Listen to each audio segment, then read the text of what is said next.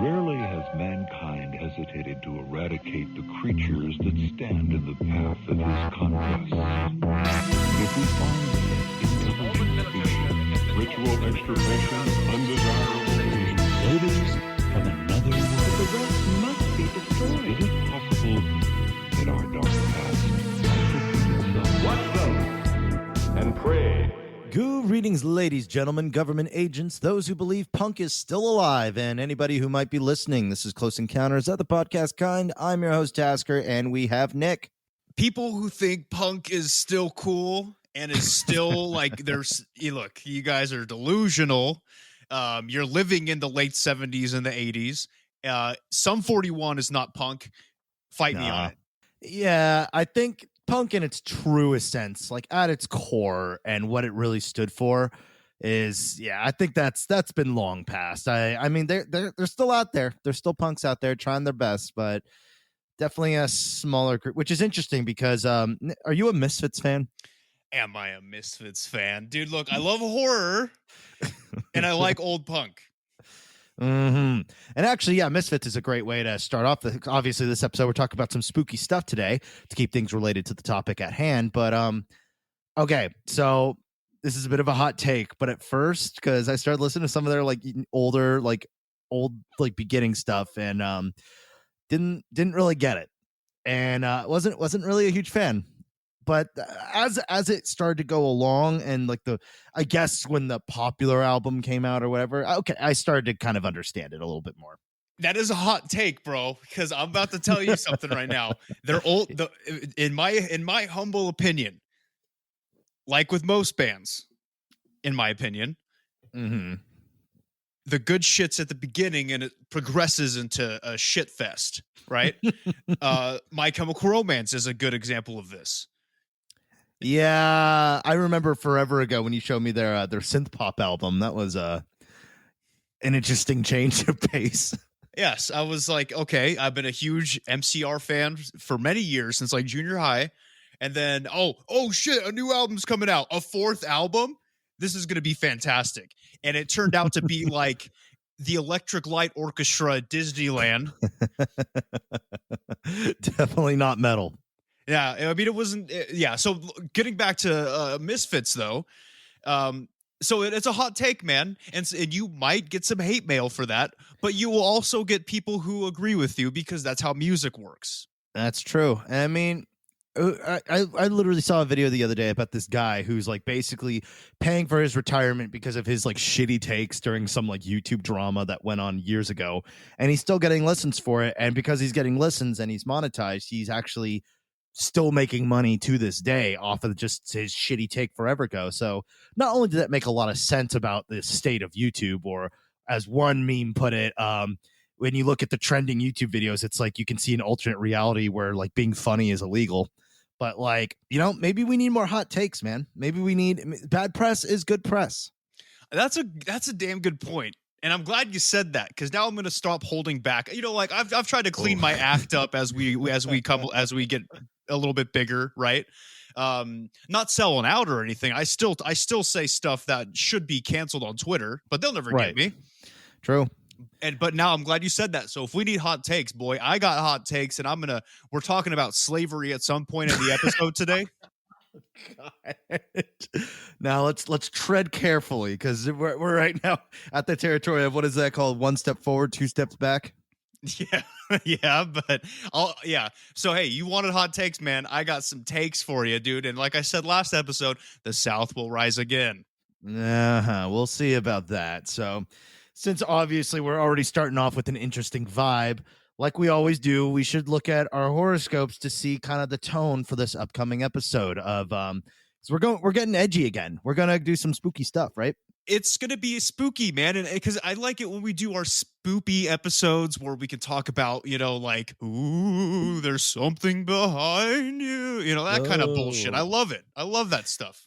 Yeah, because we've been doing a lot of conspiracy lately, which is always fun and really creepy. But no, sometimes it's kind of time to dial it back into the supernatural. I feel like we haven't, dove into the abyss for quite some time. That's a good way to put it, the abyss. I like it. I like it. I stole it from Dark Souls. Well, it's funny that you mentioned that because I also use the word abyss, but I use it in relation to my butthole. Oh yeah, whatever comes in doesn't come out ever again, huh? Well, that's assuming I put stuff in my butthole. Allegedly. Yeah, I mean, I don't have an OnlyFans yet. Stay tuned. Yet. Oh yeah, save that. Yeah, save that. That malleable butthole for all the tricks you'll be doing for your adoring fans. Ping pong balls and everything. Yeah, that's so fucking disgusting. It's fucking gross. Okay. If we're doing the hot take episode, okay, I'm not gonna lie. Ping pong out of the butthole, really gross. I think it's weird. I've seen the videos and I've seen things. Just I don't know. The butthole's not very aesthetic.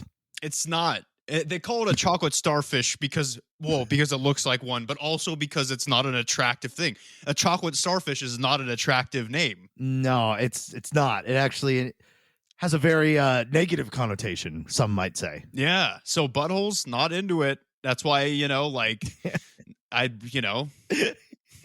So you heard it here, folks. We are a butthole unfriendly podcast. Yes. If you have buttholes, turn off the podcast.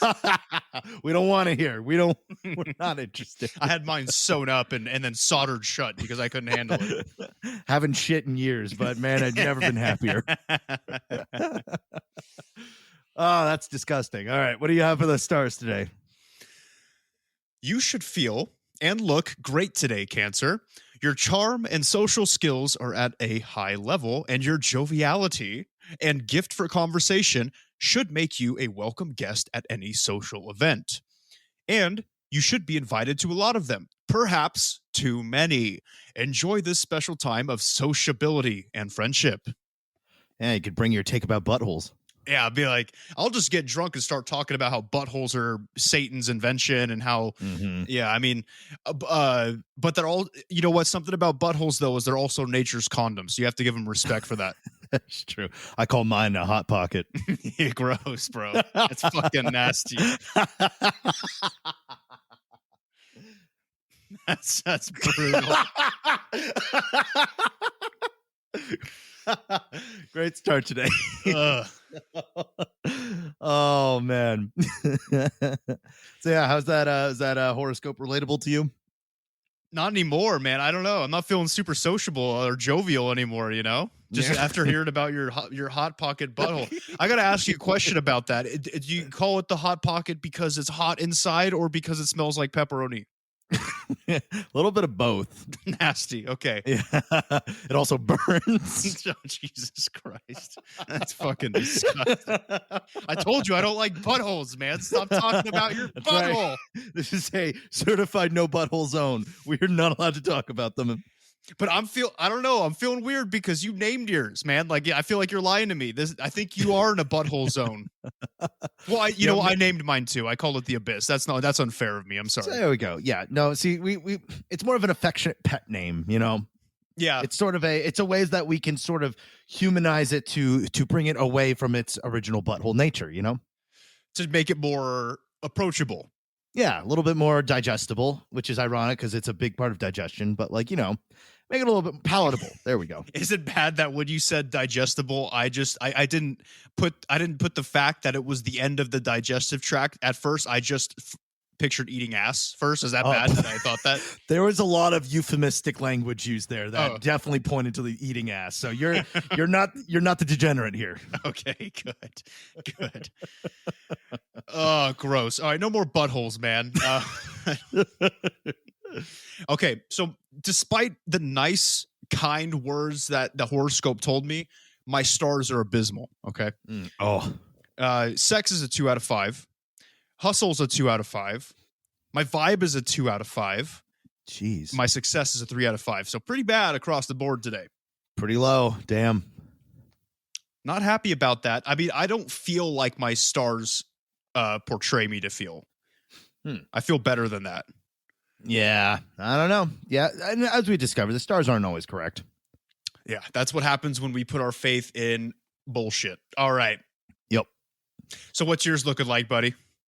With today's planetary aspects, you're likely to feel a rush of love. This includes love for family, friends, partner, and all life forms. Wow. interesting language there. The reality of spiritual advancement through love is all around you. Your artistic sensibilities are very high, so you might want to write, draw, or paint something that captures your thoughts or feelings. It's just telling me to work more. Remember, I draw that's my job. So, man, I don't know. Maybe. You can't escape it. I can't, dude. It's just telling me to practice. Telling you to get your shit together. Stop being a twat. Pick up your fucking pen. Don't be a bitch. Get better. Get good. Get good, man. Hey, at least what do you think it was talking about in the beginning when it was telling you that you have a love for all living beings? What is that? Yeah, all the life forms. I thought that was very interesting. I think I can interpret that as sort of a embracing the supernatural and the extraterrestrial, maybe, because that is all life forms, you know? That's true. It didn't specify what type of life form. All life forms, even if they're made of light. Yeah, so I think, that's a good tone shift, I think, from buttholes to appreciating love and reality. Yeah. Good. See, look, we're making strides already. Cool. All right, so we're not down in flames yet. We're still we're catching our footing, which is great. Stars, however, sex is a 2 out of 5, hustle is a 2 out of 5. Vibe, however, is a 4 out of 5, and success is a 3 out of 5. I am confused about this. I definitely feel very exhausted and tired. I'm still trying to get over my sickness, and I'm at that that weird in between where it's you're not quite fully sick, but you're also not quite fully well. So it's you still have to do all your bullshit, but you just kind of feel crummy. That's kind of where I'm at right now. That sucks, man. That sucks. That's the illness purgatory.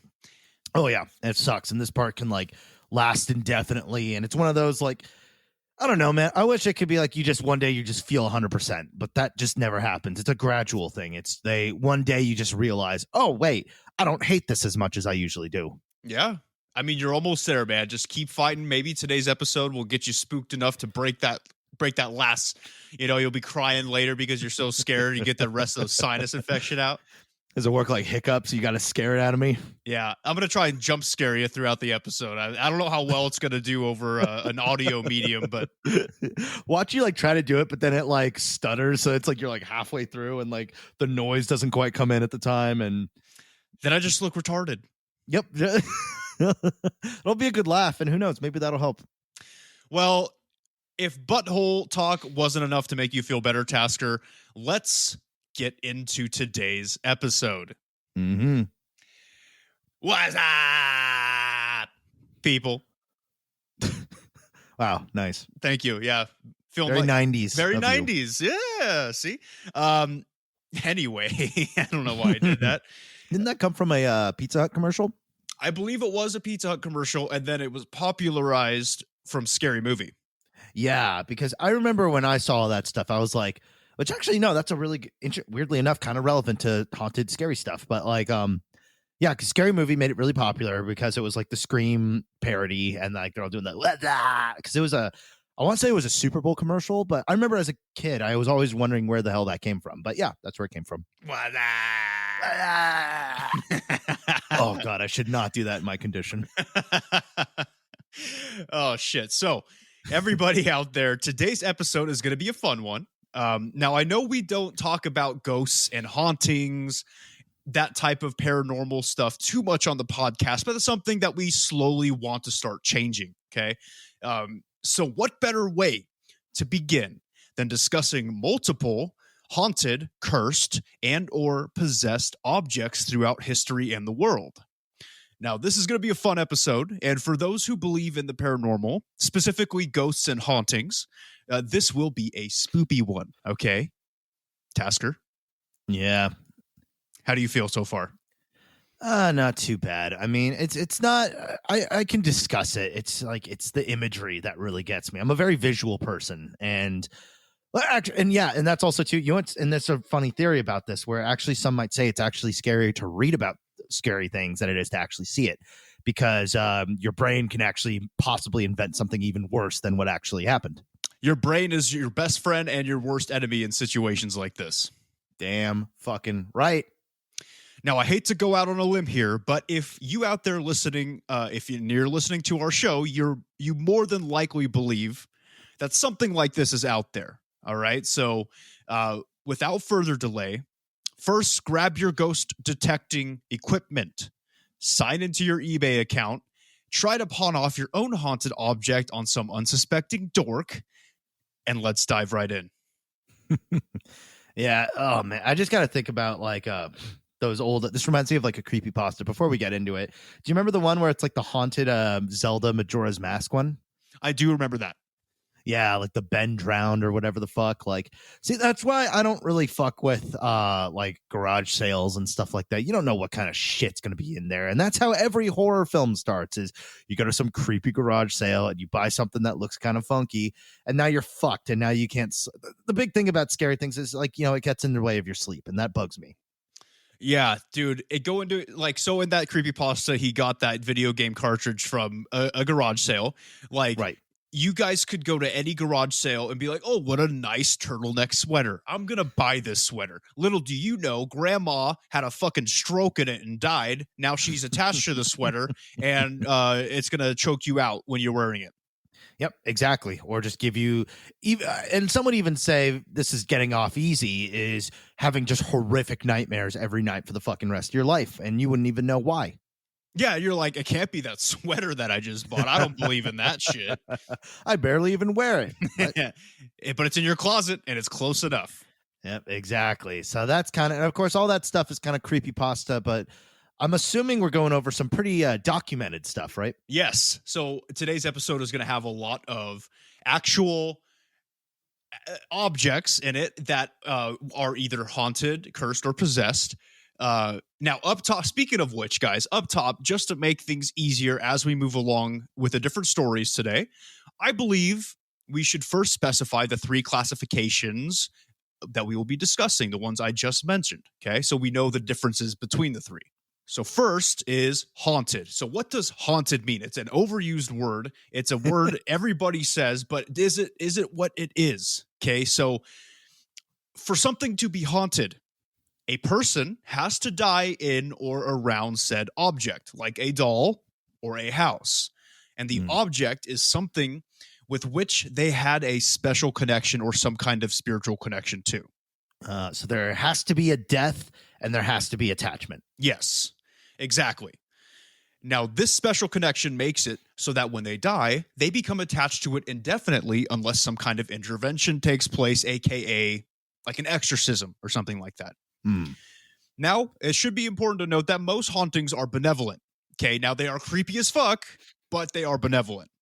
Most of them. Oh, yeah. And you can attest to this. I'm pretty damn sure that my house is haunted. Dude, your house is fucked. I've spent a lot of time at your house in the past. A lot of time, okay? There are 2 places in your house that give me the heebie-fucking-jeebies, and my heebie-jeebie radar is like 110%, okay? It's pretty spot on, yeah. Your garage is fucked. For sure. It's like somebody died in there, okay? Maybe a couple people. I don't know. And the upstairs bathroom is fucked. It's a really good point. I was talking to my girlfriend about it because when I was getting like my new bed, we had to like spend the night upstairs a couple times. And that's the thing is everybody says the same thing. The upstairs kind of has this really weird vibe to it. And so I was talking to my girlfriend about it and she made a really good point where she's just like, yeah, it just feels like it's a very like angry presence. Like there's a lot of anger up there and I'm not really sure what it, and I don't know. Does that feel accurate? Yeah. I mean, for me, it feels not, it doesn't feel like you're the kind of ghost where you're like, oh, what's up? Yeah, I'm just going to pee in this bathroom real quick. You can watch, It doesn't feel like that. It definitely feels like something's lurking on you. Yeah. And it's no bueno. Yeah. And it's not hostile. It's just like you said, it's lurking. It's there. It's watching you. It's a little unsure of you. And I found because I've had to spend the night there a couple times and it's like, I mean, my brothers have slept up there. They lived up there for a while and they don't have any problems. I found if you spend like a night or 2 up there, then it goes away. And then it's like you feel a little bit more like it's almost like it's like a territorial, but once it knows like you're chill. But yeah, there is definitely like a presence for sure, which is ironic because I'm fucking scared of literally everything. But like I've lived here like almost my entire life. So, eventually you get used to it. Yeah, and that's fair. I mean, honestly, if it was something negative, like super negative, it would have manifested by now. Oh, So I yeah. think you're good, but it's still creepy, bro. Like your garage is horrifying. Yeah. I feel like it's definitely, honestly, same. I used to be, could not go in there at night. I feel like it's gotten better. I feel like it's not as bad. I cleaned it. That definitely helped a lot, I think. And we kind of, took better care of it. But yeah, it's a little off. So before we continue, Tasker, I do need to ask you, as people know that you are a skeptic for most things, right? When we talk about our big alien episodes, I can hear your eyes rolling through the microphone. How are we going to feel moving forward with today's episode, in your opinion? Honestly, like I said, haunted stuff, I feel it. I don't really see a lot of like, actual. So when people are telling me like, oh, fucking shit's floating and the walls are bleeding, I'm like, okay, maybe. I don't know. I feel like there might be a little something else there. But when it comes to like believing that there's presences and, what's left over of something that might have died with like an extra attachment. Okay. No, I can buy that. I can sort of, I think there's with spirituality, I think there is a sort of a blur there where I can sort of get behind it. But possessions, when I say, oh no, that's bullshit, that's literally a coping mechanism. That is ODing on copium. That shit scares the fuck out of me. And there's a part of me that I begrudgingly believe it. Curses, I don't really think. Well, let's get through all the classifications, but because I just spoiled all the rest of them. But like for the last form, it's like I don't know. I think, in my opinion, I think curses can really only go as far as bad luck. But like even then, I feel like luck is kind of a construct. Fair. But I do have some interesting stories today that might change your mind on curses. But Interesting. It's some weird ass ones, man, that are documented. But let's continue with this, right? So next up, second classification we have is possessed.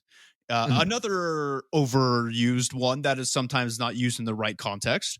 So for something or someone to be possessed, a spirit will find an opening to hang onto something tangible and physical and strike when the opportunity presents itself. Most of the time when talking about possessions, people automatically make the assumption that it is a person who is being possessed, probably due to Hollywood. Right. But rightfully so. I mean, they are the ones that we hear about the most. They are the ones that people make the movies about the most, but that's because possessed people are sexy, right? Not like actually sexy, but the topic is sexy. You know what I mean? Itself. Oh yeah. Well, and also too, if we're relating back to the uncanny valley thing, there's nothing scarier than seeing our own form completely like bastardized and like mutated, and that will always have a bigger impact to us of seeing our, we have this internal instinctual, we don't like seeing ourselves like decompose, because why fuck wouldn't we? It reminds us about like got a little too into it right now. Did you hear that? Oh, I heard it. I saw it too. Just slapped something. His hand gestures were going wild, and he just smacked his hand. It was awesome. Yeah, I'm obviously, anybody listening, you can't see me, but I gesticulate a lot. I move my hands a lot when I talk. But it's like I wanted to be Italian, but it never quite happened. Good. No, I think count your lucky stars, buddy. But I hear the meals are very good. But yeah, possessions are extra scary though. It's just that sort of like seeing ourselves like turned against us. Like it's spooky. It is spooky. And the spookiest thing about because I feel like for haunted, like we talked about a second ago, haunted objects need to have somebody with a connection to the object or the place, and then they die.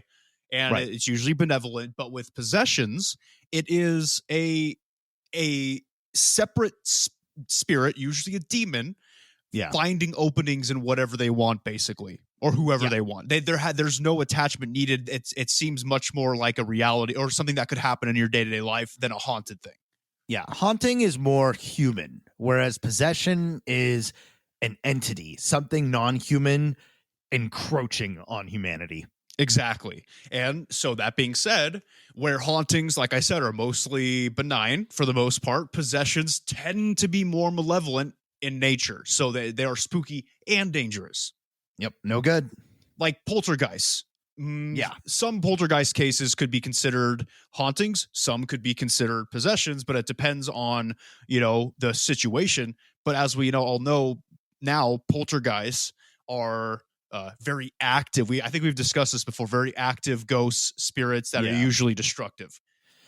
I wonder what would a benevolent possession be. That just sounds like a waste of time for the spirit. It's like, oh, I possess something just to like hang out. Yeah, pretty much. Pretty much the case. Nothing. And if they seem benevolent at first, usually it ramps up to something a little worse after that. Yeah, usually if it is benevolent, that's because they're trying to get your guard down, right? Yep, exactly. Especially when it comes to objects, because they'd be like, "Oh, look at this doll. This doll's fine," and then 3 weeks later, it's slitting your throat. So. Yep, exactly. Oh, it's so fucking scary. And last classification, we have cursed. So this one is fairly self-explanatory, but if some of you out there are either drunk or stand first in line to get on the short bus, let me explain. Good comparison. Thank you. Now, for something to be cursed, a curse must be placed upon the item. It's about as simple as that. And until the curse is broken with a spell, or if the curse is fulfilled, it will continue to be cursed. Now, just like Tasker said a little while ago, most curses bring bad fortune to the target, usually in the case of bad luck. But there are plenty of other curses out there. Trust me, bro. There are plenty of them. Yeah, and it's interesting too with like how far something can really go. Like, for example, I remember when when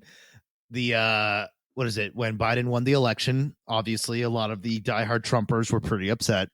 And I saw somebody made a post on Twitter where this guy filled, and it was like a little small video. He filled an entire notebook with just angry scrawlings that just says "Die Biden, die" over and over. This man really put some like as much negative energy as he could into there.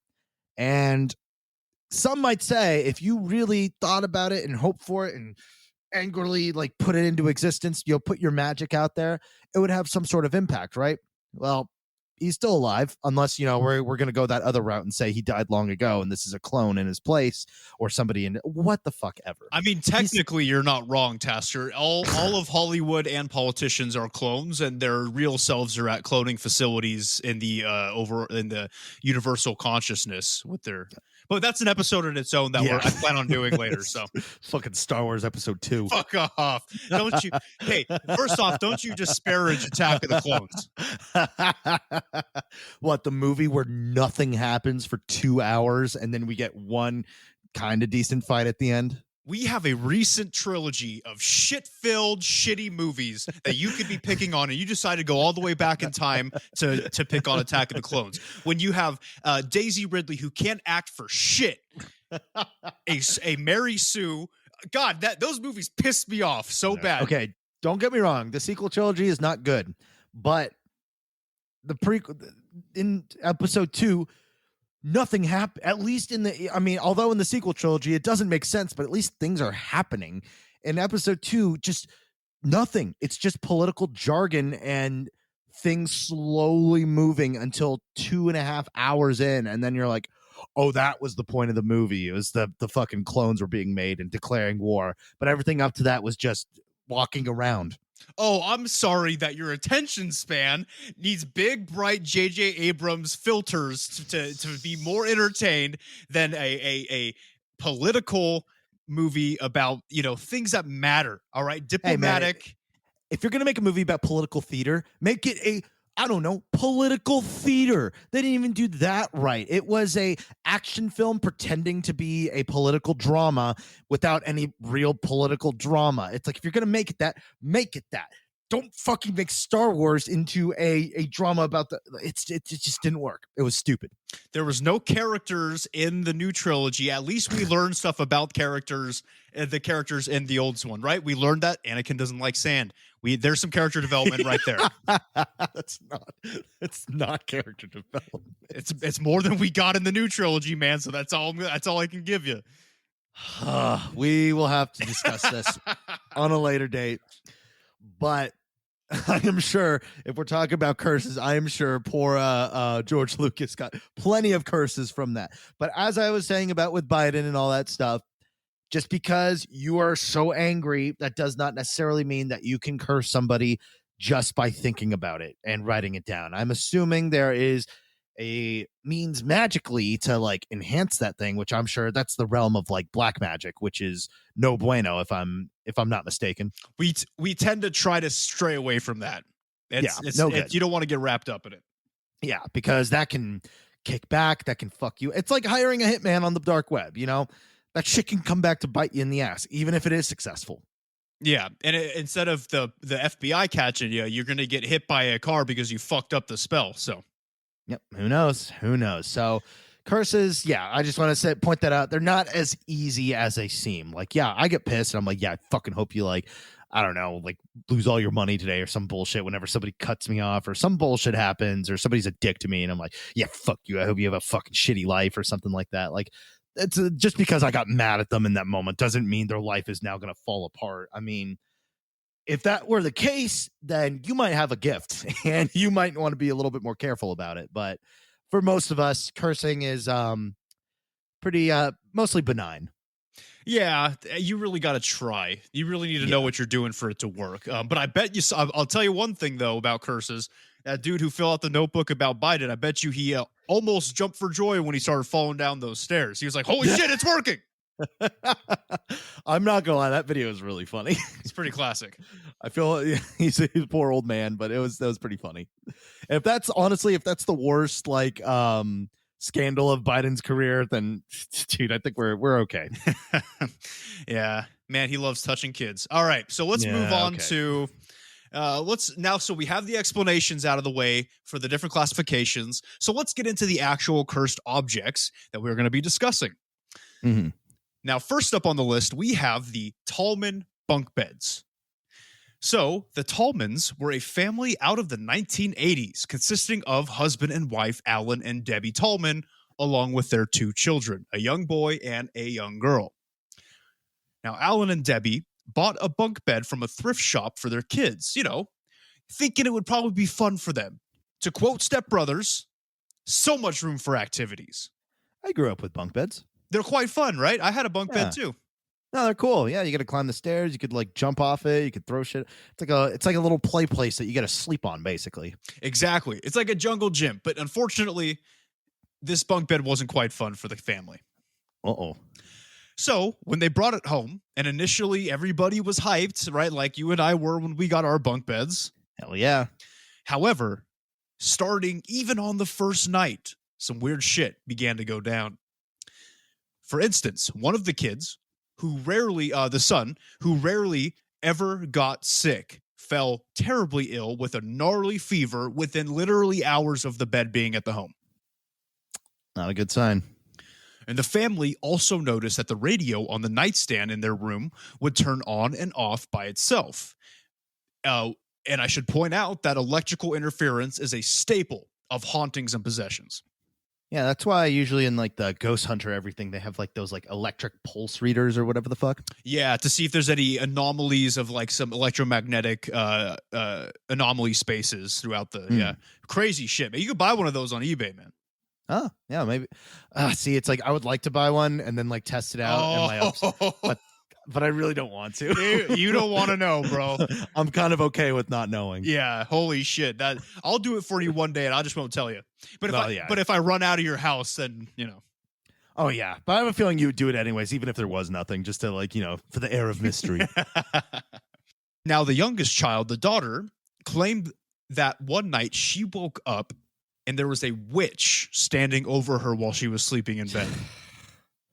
Fuck that.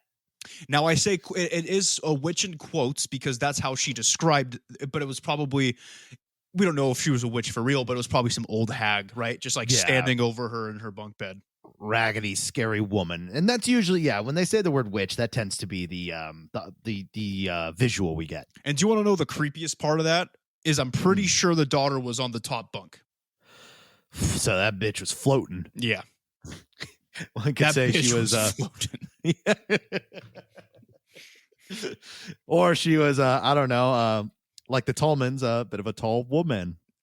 Okay. Oh, you got jokes. You're bringing jokes to the episode? Yeah, I'm working on my new routine and stuff. So instead of being booed by just you, I could be booed by a greater audience. It'll be great for my self-confidence. Man, you got cleaner jokes than Brian Regan, man. I'm proud of you. Which is actually really ironic. I fucking hate clean comedians, dude. I just feel like there's some of the least entertaining people on the planet. Yeah, I tend to agree, but everybody out there, I'm sure, is not surprised. Look at the humor you and I have. Yeah.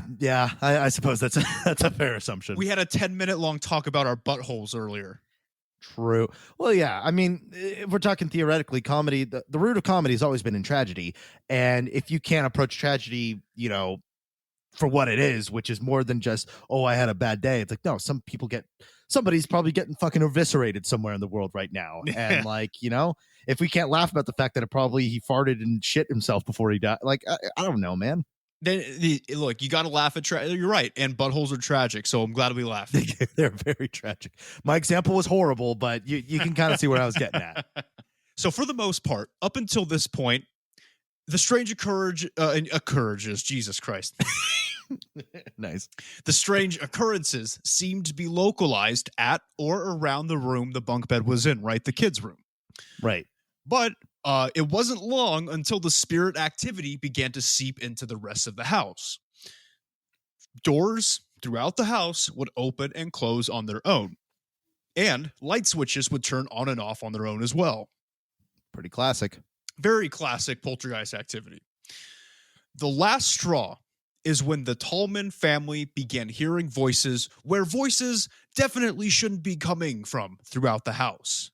Walls, rooms people weren't in, definitely weren't in. Like if they were eating dinner at the table, they heard voices coming from the living room type shit.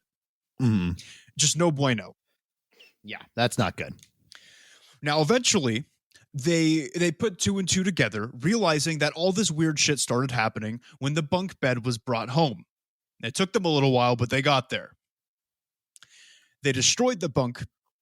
Nice. They destroyed the bunk bed. Was I drunk when I wrote this? Yeah, literally in the outline it says bunk. Well, I'm glad you had fun. I was just excited. Yeah. So they destroyed the bunk bed, got rid of the remains, and all of the strange activity ceased literally overnight. Mm-hmm. Well, let's say, all else fails, break it and burn it. If you guys start getting haunted or if you start noticing poltergeist activity, ask yourself, what was the last fucking thing I bought? And then get rid of it. Yep. Just destroy. And you can't just break it. You got to burn it or just completely get rid of it. For some reason, yeah, burning tends to, cleanse it. Yeah, so because that's the thing about we'll talk about that in a second, actually. Before I spoil the fun, let's play a game at the end of each of these stories, okay? It's more to test our knowledge. And the game is going to be called Haunted, Cursed, or Possessed. Tasker, what do you think about this story? Haunted, cursed, or possessed? Ooh, I'm going to say part of me wanted to lean on possessed, but that's actually really hard. I'm going to say haunted because of the classic doors opening and closing shit. Yes, you're correct. This is a haunting. And the main way that you can tell this story is a haunting is because of the fact that when they got rid of the bunk bed, it stopped. That means that the bunk bed was the object, right? Nothing could follow them from the bunk bed like some possessed items could, right? Like a demon. Okay. So yeah. Possessed things can hop. Possessed things can hop because there's no attachment to the objects for possessed things, right? So they can hop in and out as long as they find an opening. Interesting. So if you get rid of the object and it just stops completely, that's a haunting. That is a haunting. Oh, that's really good to know. That's why we're playing the game, man. We're learning every little bit. Education. All right. So good job, Tasker. You guessed it right on the first try. Proud of you, buddy. Awesome. Cool. That's 1 point for me. 1 point for Tasker. Sick.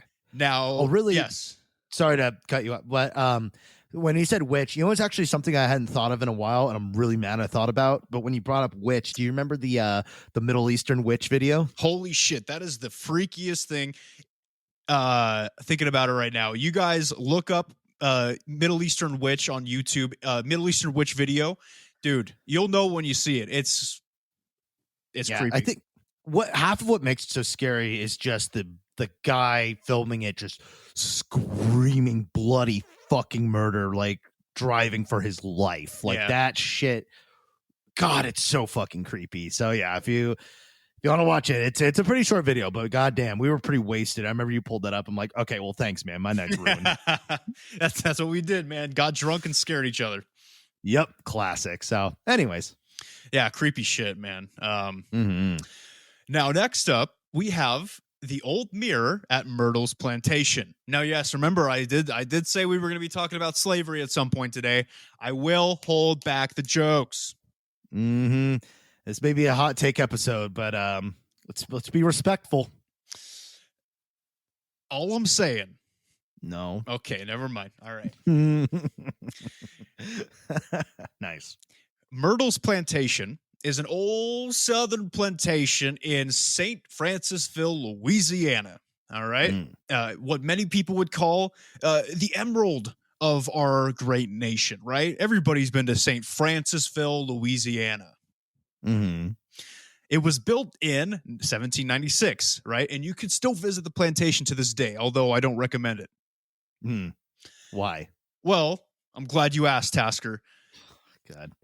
Well, first off, because I feel like if you go to a plantation, you're supporting slavery. And second of all, because of what I'm about to tell you. Okay. So half of it's the white guilt. The other half is we're about to see. So there is a mirror in this house that was put up when the plantation house was built. And people who visit the plantation describe very strange going-ons around the mirror.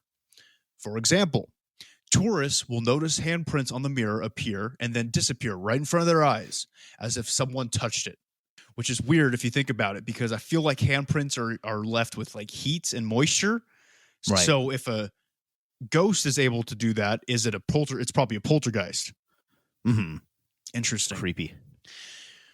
There are also strange drippings that appear more and more around the mirror on the wall every year. So if you look at the pictures, there's just like around the frame of the mirror itself on the wall, you'll see like this strange liquid dripping from it that stains the wall. And there are people who obviously upkeep the house, right, and keep it clean for tours and stuff like that. And the people that do this have tried time and time again to clean these drippings off the wall, and nothing removes it. So far, kind of weird, but not completely unexplainable. Right. The most creepy reports from people that visit the mirror is that sometimes people in old-timey clothing, like historically accurate clothing for the time the plantation was bumping. Right. I guess that is the nicest way I could say was full of slaves. Was bumping. Good job.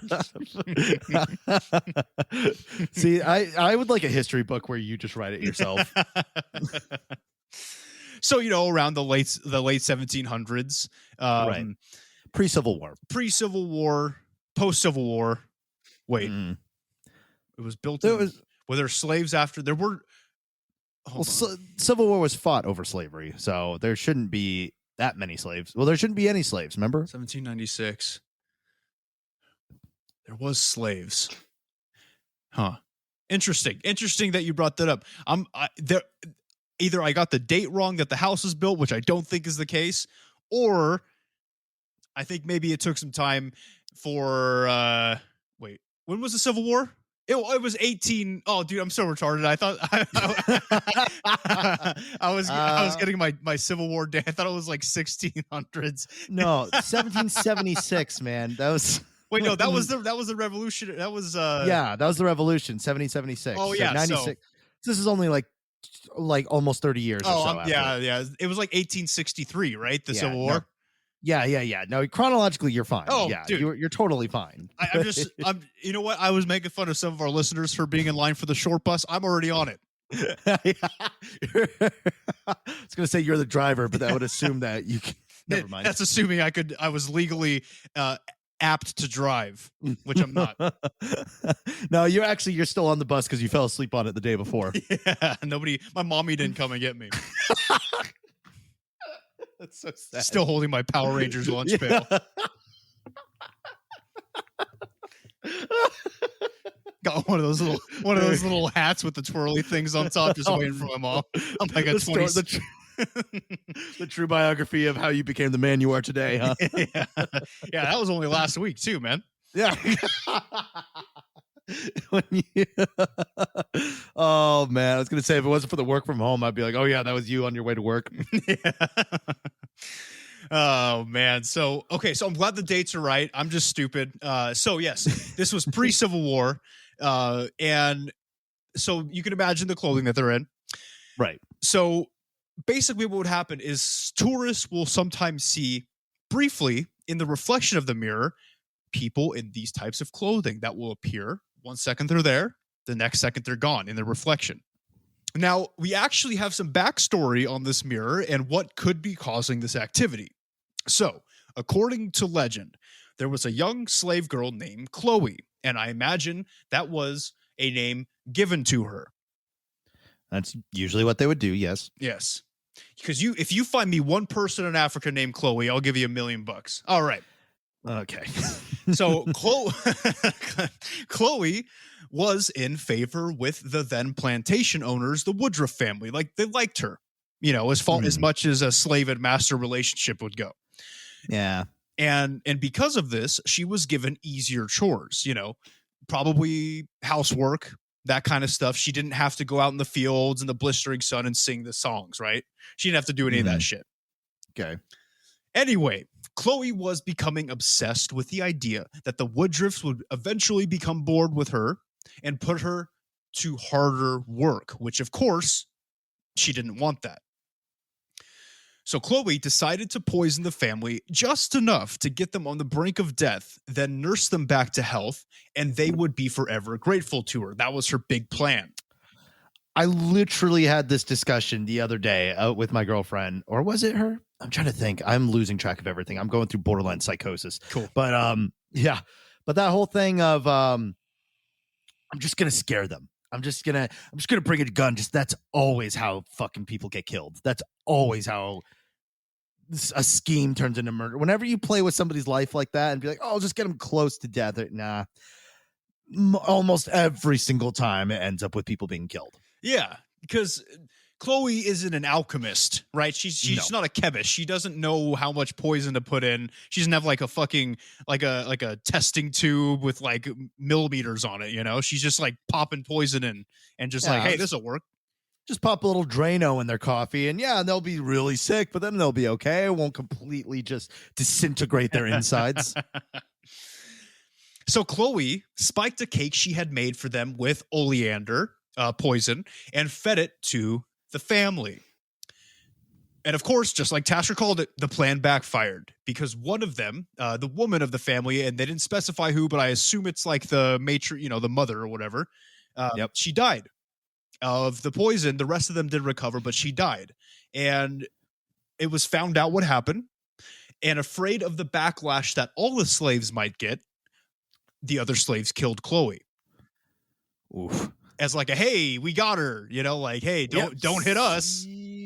Wow. So it backfired in every true, because it's really sad. As they say, the road to hell, the path to hell, the road to hell is paved with good intentions. Did I fuck that up? That's the right. Yep. That's it. Yeah. So, and it's just really sad because it's a little girl who is obviously not in a great position, but found herself like scared and wanting to stay in the good position that she was in. Now, did she have a great idea? No, that was a terrible idea. But, she was young, and I'm not saying it was right, but I mean, also slavery, wasn't right. So there's that too.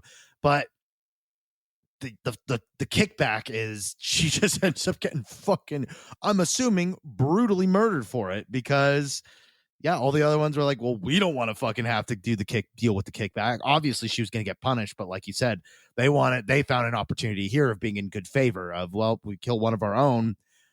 Maybe we're not one of us, more of us won't get killed, Yep. It's a scary time when you have to think like that. Fucking horrible. I'm very grateful I've never been in that situation. Ugh. Well, I can make you my slave if you want. That sounds less than savory. Well, it is believed that the spirits of both Chloe and the Woodruff woman family member who died are responsible for the paranormal activity around the house and around the mirror. Yeah, no kidding. So, Tasker, this one, haunted, cursed, or possessed? That's easy. It's haunted. They're people, and they're attached to the mirror. Good job. It was an easy one. I'm still proud of you, though, buddy. You're 2 for 2 right now. Cool. I'm paying attention and I'm learning. Now, this is a fun one, okay? I mean, kind of, like in the light of things. Right. Let's talk about a killer chair. That sounds badass, right? It sounds like the dining room chair I used as my work computer chair for years. Oh, yeah, the back killer, yes. Yep. Oh, fuck yeah. Yeah, my spine has never been the same. Now, there is the chair, an old-ass chair, mind you, made of oak, that has been dubbed the dead man's chair. It was owned by a man named Thomas Busby in North Yorkshire up until 1702. So it was quite old, and so is this guy. Bubsy was arrested for murdering his father-in-law after a dispute about his wife in 1702. Okay. Is it Busby or Bubsy? Okay, so it's Busby. I wrote it twice in the outline, in two different ways. Just even more evidence as to why I'm special. But it is Busby. So, yes, he was arrested 1702. He was tried and found guilty and hanged for his crimes.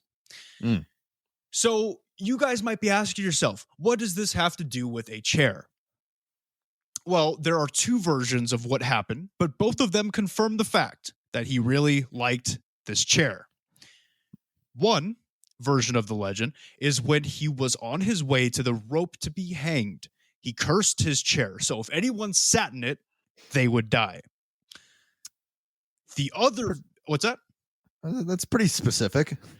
He really liked his chair. I mean, yeah, I don't blame him. I get attached to my chairs because I'm in them all the time. Yeah, see? I mean, hey, just imagine your chair was the only thing you had in life. Ugh. And then you're about to die and you think people are going to sit in your chair. Yeah, fuck them, dude. Yeah, okay. All right. See, I'm starting to get the mentality here. Now, the other version of the story is that he was sitting in his chair when they came to arrest him and he refused to get out of it and had to be forcefully removed by the authorities. And as he was being removed, he cursed the chair that if anybody sat in it, they would die. Now, sounds spooky, sounds weird, sounds like a dude obsessed with his chair, but there have been many, many deaths correlated with the chair. Some reports say around 63 deaths. Holy crap. Yes. Now, a couple examples of this is a story during World War II.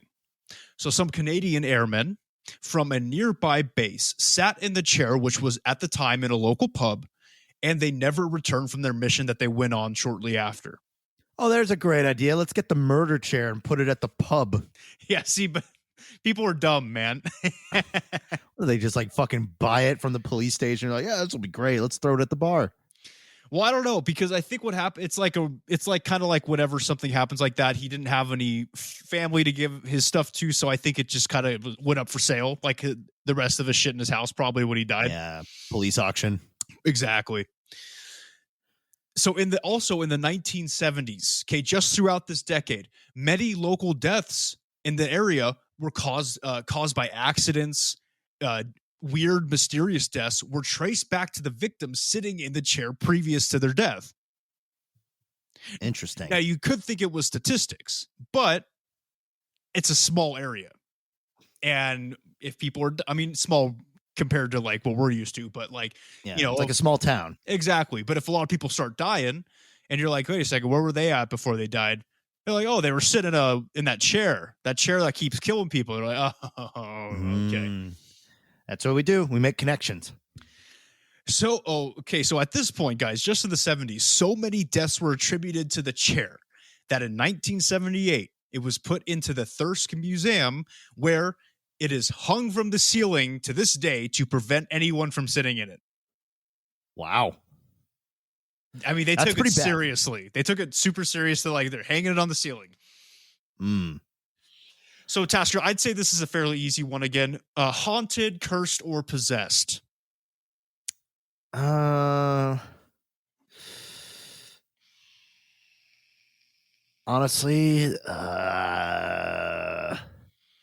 it was in the story. Yeah, that's what I was thinking. I was like, I don't know if you're trying to trick me, but I'm going to say a curse because it's tough because it's like, I want to say it was haunted, but the thing is it's like, it's not causing paranormal activity. It just has one effect, which is you sit in my fucking chair, you're gonna die, and that's all that happens. So I'm gonna say it's a curse. Beautifully done. It is a curse. That's a tricky one. That was because it did involve a death, so that is characteristic of a haunting. But with what it caused and what it did, that's what makes it a curse, right? Exactly. And it was a tricky one because, like what you said, and also because of the fact that he was very attached to this chair and he ended up dying. And but still, like you said, there was no real paranormal activity, just a lot of deaths of people who sat in it. So cool. Okay, now this wouldn't be an episode about haunted and possessed shit if we did not cover the Annabelle doll. We have to do it. Oh, that's a classic. Yeah, that's one of the OG cursed doll kind of deals. Exactly. So we're going to be doing it. We got to do it. And as we know, the story really just comes from Ed and Lorraine Warren. Okay, that's who we have to believe of.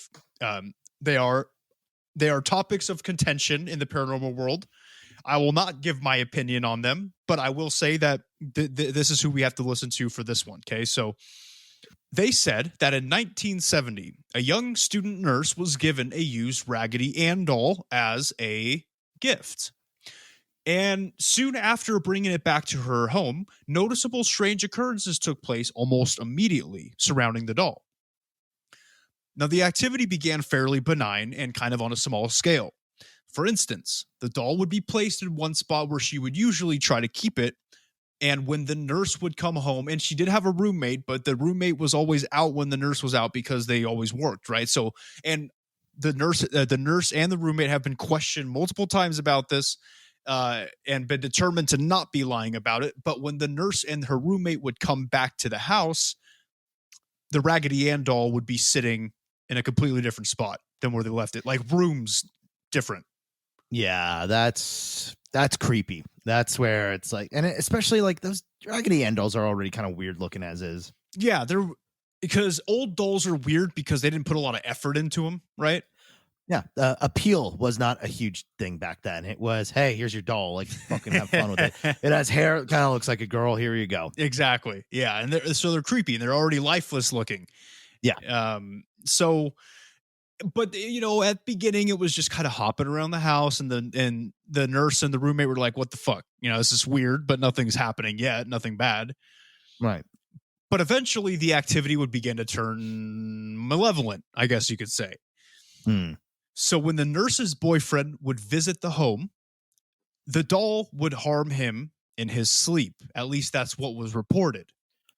Well, what would happen? If I remember the story correctly, because I've seen the story before, I couldn't find it again because there's not a lot of information on this. You would think there would be a lot more about this because of the movies made on it. Right. But there's not a lot of information on it. Like I couldn't even get the name of the fucking nurse. And I imagine also the movie highly exaggerates everything that went on because they gotta sell it. They gotta sell it, man. And I will talk about that in a minute. But if I remember the story correctly, he would if he would stay the night at the house, because they were just boyfriend and girlfriend at the time. They weren't like living together, but if he would stay the night at the house, he would wake up with reports of like the slight injuries to his body, like bruising, that type of stuff, and the doll would be in the room when it wasn't in the room before. That's weird. So just get a couple blows in and then just like sit in the corner, wait for him to wake up. Yeah, man, look what I did, you bitch. Yeah, that's right. More where that came from, pussy. Get off my woman. So the nurse and her roommate first hired a spiritual medium to figure out what was going on with this doll. And the medium, when they came into the house, immediately knew it was the doll. Like they probably gave her some forewarning because like, yo, my doll's floating around the house and moving around. But when the medium came in, they're like, what's up with the doll, man? Because like, mediums feel that shit when they walk into the house. Yeah, and that's a bad sign when like Mia comes in, they're like, what the fuck is that? Like that's never a good moment.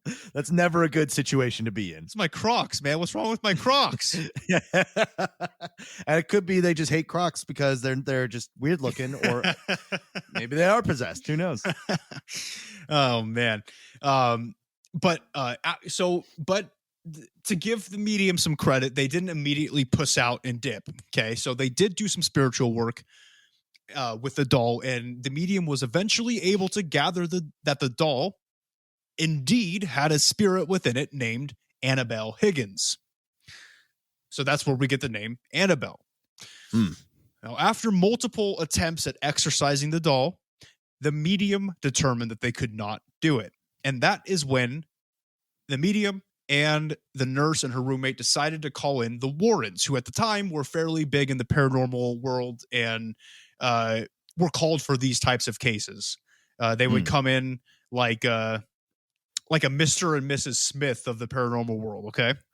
So were the Warrens like priestly or anything, or mediums, or are they just like a couple who just did shit? If I remember correctly, the Warrens, Ed was priestly. Lorraine was like a medium, you could say. She had connections with the spiritual world, if I remember correctly. Got it. But they knew their shit. They would exaggerate some things, and so that's why I said they're kind of a point of contentiousness with when it comes to the paranormal world, because the movies that we see in the Conjuring universe where Ed and Lorraine are in, they make them out to be like these big heroes, like these big Western like heroes of the paranormal world, but it wasn't really like that back in the day. But they still kind of knew their shit, so they were called to help out with the doll. I see. So they were kind of like the third option. They were like, they were like what I guess they would consider the big guns at that time. Yeah. Yeah, when it's like all else fails, you call the Warrens. Yeah. Just a couple nerdy looking, like a nerdy couple come in. So what's going on here? Yeah, it still has like the foot on from his fursuit from the convention they did last week. So the Warrens came, they investigated, they did what they had to do with the doll, but just like the medium before them, they were unable to exorcise Annabelle the doll. So they swiftly removed it from the nurse's possession due to quote unquote demonic possession and stored it behind a glass box in their occult museum where it can still be seen to this day. You could literally go visit Annabelle if you'd like. I love that the nuclear option is, well, I'll be taking that. See ya. Yep, problem fucking solved. I watched a YouTube video on Annabelle modern times, not like maybe a couple months ago, just for funsies. People do report that when you visit this occult museum, Ed and Lorraine's, and you see Annabelle in real life, some people report seeing movement. Some report having the head being a different way than it was before when they looked at it, that kind of shit. But now it's kind of in a place where it can be watched and, you know, it won't like beat anybody up in their sleep anymore. So yeah, it's contained. Yeah, wasn't there a story? I don't know if it was like proven false that like somebody tried to steal it or like it escaped or something. I think there was a story about it escaping. I don't know if I don't think it's true though. I think it's just been sitting there. Yeah, that's what I heard too. Like, yeah, it was kind of bogus. And did the cult museum shut down, or is it still open? You know what? You're right. I think that video I watched from months ago was probably from a year or two ago. It was an older one. But we looked it up. Closed due to zoning issues. Didn't fucking pay the didn't pay the bills, huh? So that's a fucked way to go. So that's actually kind of makes it creepier. So now all that shit's there. It's just nobody can get to it. Yeah, so I guess you can't go visit Annabelle the doll because now it's in possession of their son, their son Tony. So you can't do that, which sucks because now I've never got to see Annabelle in person. I kind of wanted to go see. Aw. Well, is it like maybe it's still there? You just gotta. Oh no, you said the doll they took out and it's in possession of somebody else, but. That's really interesting. Oh, that's weird. I wonder if it's just still standing. I'm looking it up right now. There's like a bunch of like, keep away, don't fucking go here. It's closed. Like they're like putting fines on people and shit, trying to like break in. Oh man, we should do that. That'd be fun. That'd be a good. Yeah, we could then talk about the experience later on. All right, Tasker. Question of the hour: Annabelle, haunted, cursed, or possessed? Well, let's see. I gotta stop looking at stuff. I'm getting distracted. Well, the Warrens said it was possessed. Because Annabelle did say there was a spirit named Annabelle, but that could be a lie because demons are tricky. I'll side with the Warrens and I'm gonna say possessed. I understand why you sided with the Warrens, because the Warrens said it was demonic possession. Mm-hmm. But if I may be so bold, thank you. That's the word I was looking for. If I may be so bold, I am going to go against the word of the Warrens and classify this as a haunting. And now my reasoning behind this is because of the fact that if they took the doll, if the demon wanted to, and if it was possessed, it could have left the doll and then possessed something else at the nurse's house if they wanted to. Or one, That's right. Yeah, it can hop. It can hop, and it will. Trust me, it will hop if it's being contained. Oh yeah, it's like fuck this shit. I'm gonna find something else. But when the Warrens took it out of the house and into their museum, everything stopped. So because that's the thing. I've noticed there's a lot of like evidence against the Warrens' credibility, like constantly. So they even got the diagnosis wrong. Yeah, dude, and they call themselves paranormal experts, man. Put me in their shoes. Make a movie about me. Yeah, see, that's why their museum got closed. Fucking lame. Yeah, because they're a bunch of assholes. Yeah, because they suck at their jobs. There, now you guys know my opinion on the Warrens. You dragged it out of me. Not a fan. So on this podcast, not only do we not approve of buttholes, but we also do not approve of the Warrens. Exactly. We do not. And we can make shirts about it. I will gladly, I know they're both dead, but I'll gladly curse their name while they're dead, okay? So the Warrens were wrong, and that'll just be a simple t-shirt. Actually, that's not a bad idea. Always planning the podcast while we record. There we go. That's our MO. And we can even use the font that they use on the absolutely do not open that they used on the Annabelle thing. Use the same font. So, and yeah, let's address the elephant in the room. Like we said, multiple movies made about Annabelle and the Conjuring universe all squeezed in together. Terrible Blumhouse movies, shitty CGI ghosts and jump scares for no reason. If you like jump scares, hey, have at it, man. That's not horror. That's shock. That's surprise. And I want something that's going to make me poop my Pampers, not something that's just going to make me jump for a second and be like, oh, that CGI looks shitty. Yeah, I mean, if you want to do that, you could just, I don't know, go to a theme park. I don't know what's exciting nowadays. I mean, either, man. I don't know. I find nothing exciting anymore because I'm deeply depressed. That's why we podcast. Woo! For therapeutic reasons. Hell yeah. So that's all I'm going to say. You guys know I feel strongly about horror movies. That's all I'm going to say about Annabelle movies, okay? Sounds good. Now, while we're at it, actually, let's discuss another creepy-ass doll. In my opinion, creepier than Annabelle. Oh, his name's Robert. That's fairly simple. Right? Bob, if you will. If we want to be disrespectful. Right. So Robert is an old doll made in the early 20th century in Germany. He's a one-of-a-kind doll, handmade, and was created by I think it's Steiff company. Checks out. He also is quite tall for as far as dolls go, right? So he's about 40 inches tall, which, giving the upcoming circumstances, makes it a lot more creepy. Okay, so he's a pretty big doll. Yeah, about 4 feet, roughly. So a little below. Yeah. Still too big for for like a possessed or haunted doll, in my opinion. Yeah, because at least with the Raggedy Ann doll, I can like punt it across the floor like a little easier, because it's made of all cloth. I implore everybody listening to look up a picture of Robert the haunted doll. It's pretty creepy. Tasker, check it out real quick. Give me your thoughts. Robert the doll. Are they making a movie about it? I wouldn't be surprised. That is uncomfortable. Yes. Oh boy, yeah. That I don't like that at all. It's got a really one of those. Its face kind of reminds me of like the style of like James and the Giant Peach, like that kind of like blank, like beady eyed, like it's creepy looking. Yeah. So 40 inches tall, creepy as hell. And let's get into the background, and then we'll get into like what people experience. Got it. So Robert was owned by, and the way he got this name was owned by a kid named Robert Eugene Otto. And to avoid confusion, I will be referring to the kid as Eugene from here on out. Mhm. And the doll was given to Eugene by his grandfather as a gift in 1904. So strange things would happen when Eugene was a child. Okay, and Eugene acted out a little bit. He was kind of an asshole. Okay, Bit of a problem child. problem child. Yes, exactly. Like AC/DC would put it. And the family, they'd be like, they would blame him on for the things that he's doing, rightfully so, because he's a kid causing trouble.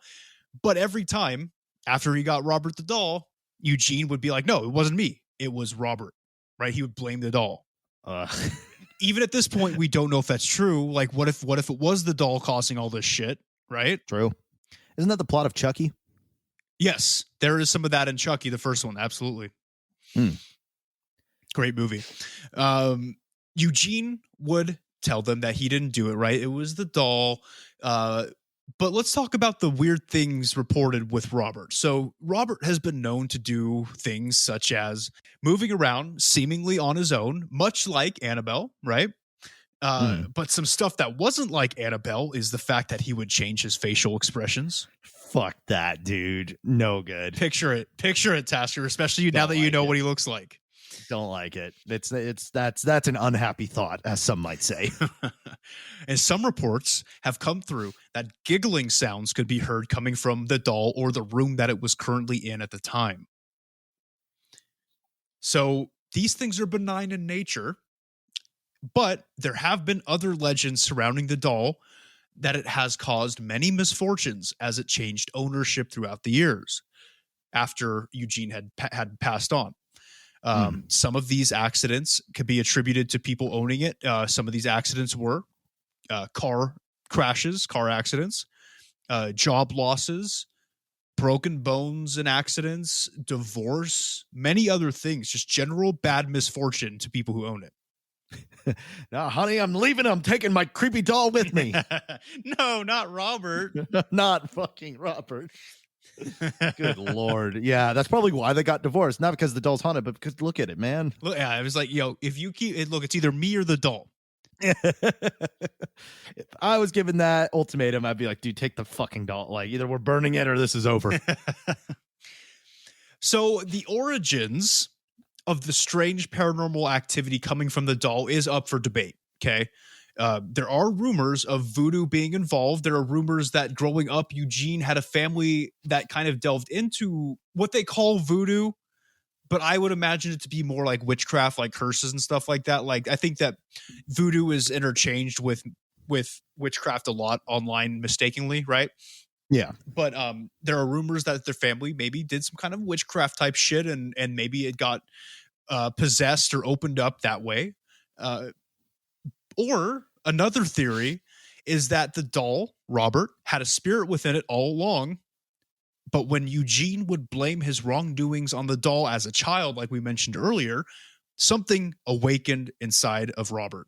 And it just opened him up and he just started acting out and becoming more malicious.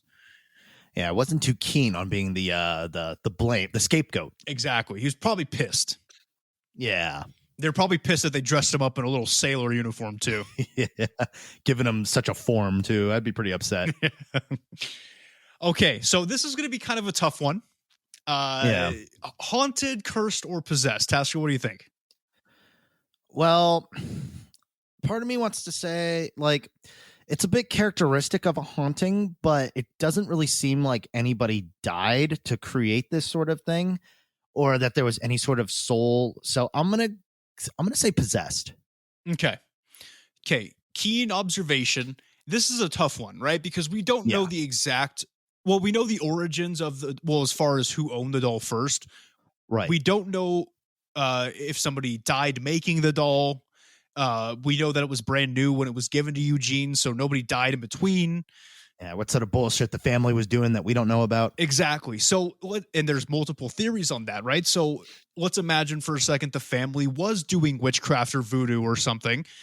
Then maybe it was like a cursed doll. Maybe a curse got attached to it or something. Mm-hmm. Or it could be possessed because it's just got possessed if the witchcraft thing wasn't the case. So I agree with you, possessed, but if the other one is true, then maybe cursed, who knows? Okay, so it's a possibility of curse, but we can lean a little bit more of possessed, but we just kind of don't really have enough conclusive evidence to really nail it down. Exactly. Yeah. I mean, and the only thing, and the other thing too, is that it is currently, still around. Like the doll's still around. Apparently, it still does act weird and move around and stuff. So, like I said before, if it's possessed, sometimes they'll hop if it's contained. So this it might be more cursed. That's a really hard one. So actually, weirdly enough, maybe it's haunted. Like maybe there's something in, like you said, something involved with the family. Maybe they killed somebody we didn't know about, or something passed away recently and they didn't have anything to attach to for a while. And then when the doll was made, maybe because it was made by somebody in the family, that gave it enough of a closeness of like, or maybe they liked that guy a lot.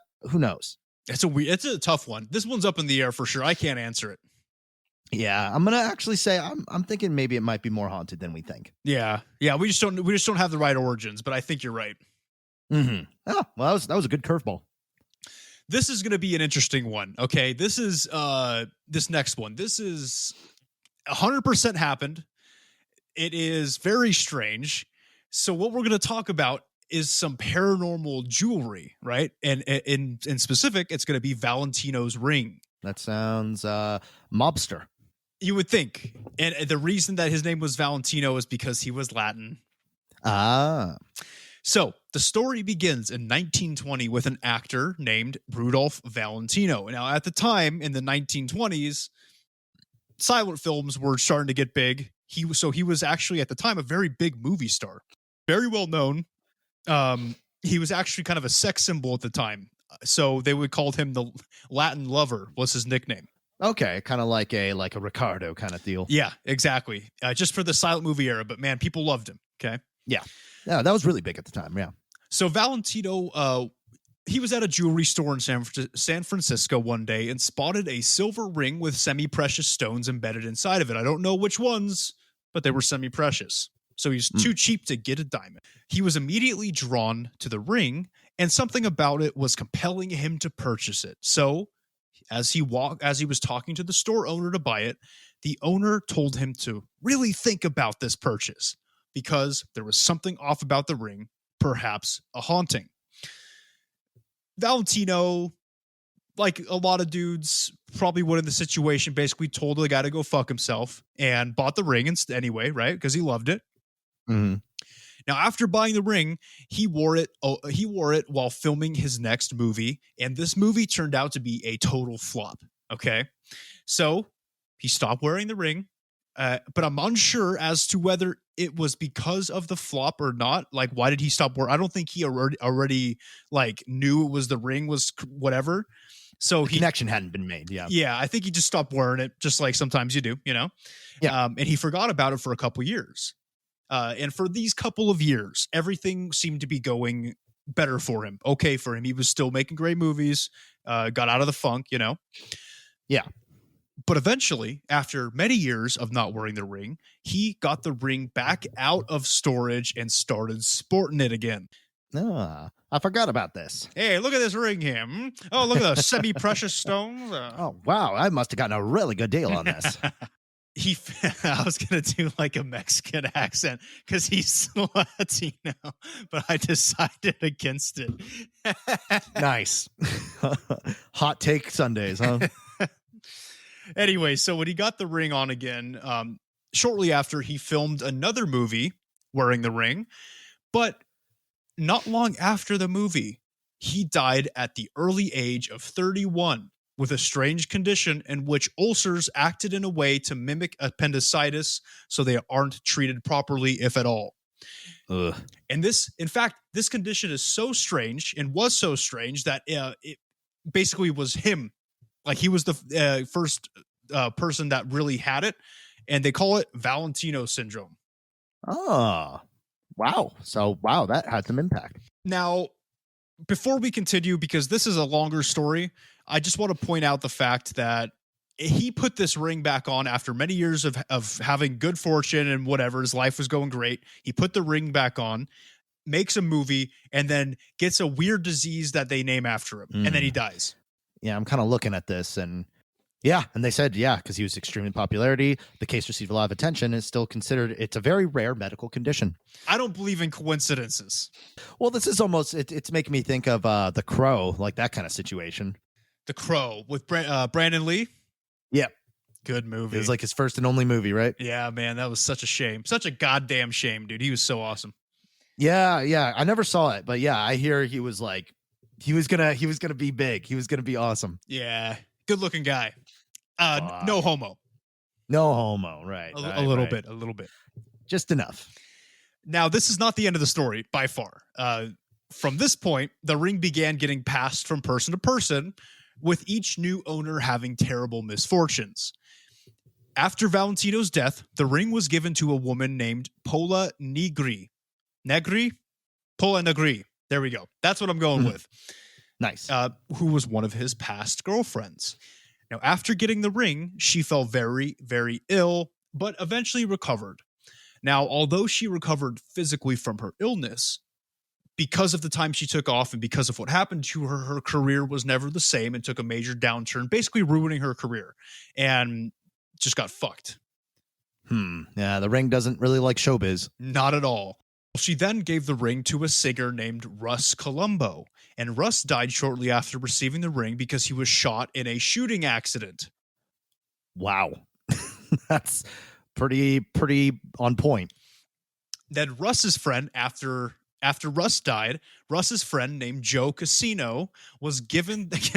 Well, dude, I feel like I'm just talking about like mobsters right now. Yeah, that's quite a name. Joe Casino. Russ Colombo, Joe Casino, Rudolph Valentino. Hey. Oh, man, now I just want pasta. That's racist. And delicious. Yes. So Joe Casino got the ring. But 1 week later, after getting the ring, Casino was killed in a car accident. Not Joe Casino. Not God damn Joe it. Casino. He had so much to do. He was my favorite guy. So after Joe died, the ring was given to his brother Del Casino.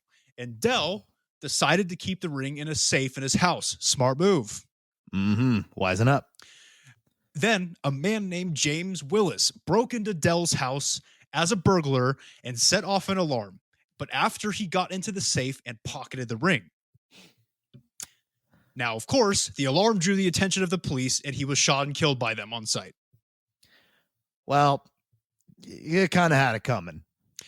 The ring was taken from the body and then, of course, given back to Del. Del put it back in the safe. A good smart move.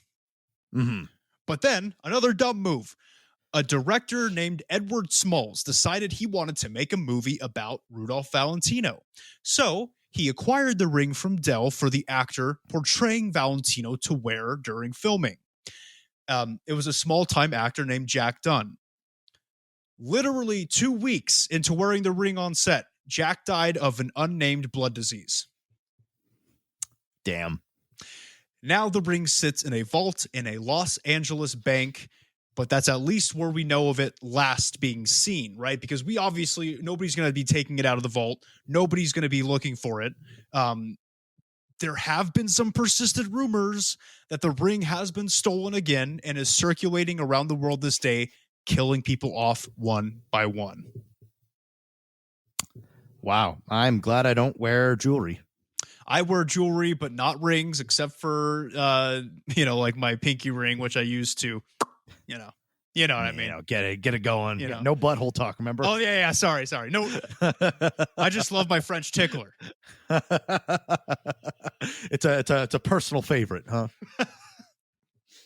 So, Tasha, let me ask you this one. Haunted, cursed, or possessed? What are you going with? I'm leaning on cursed on this one.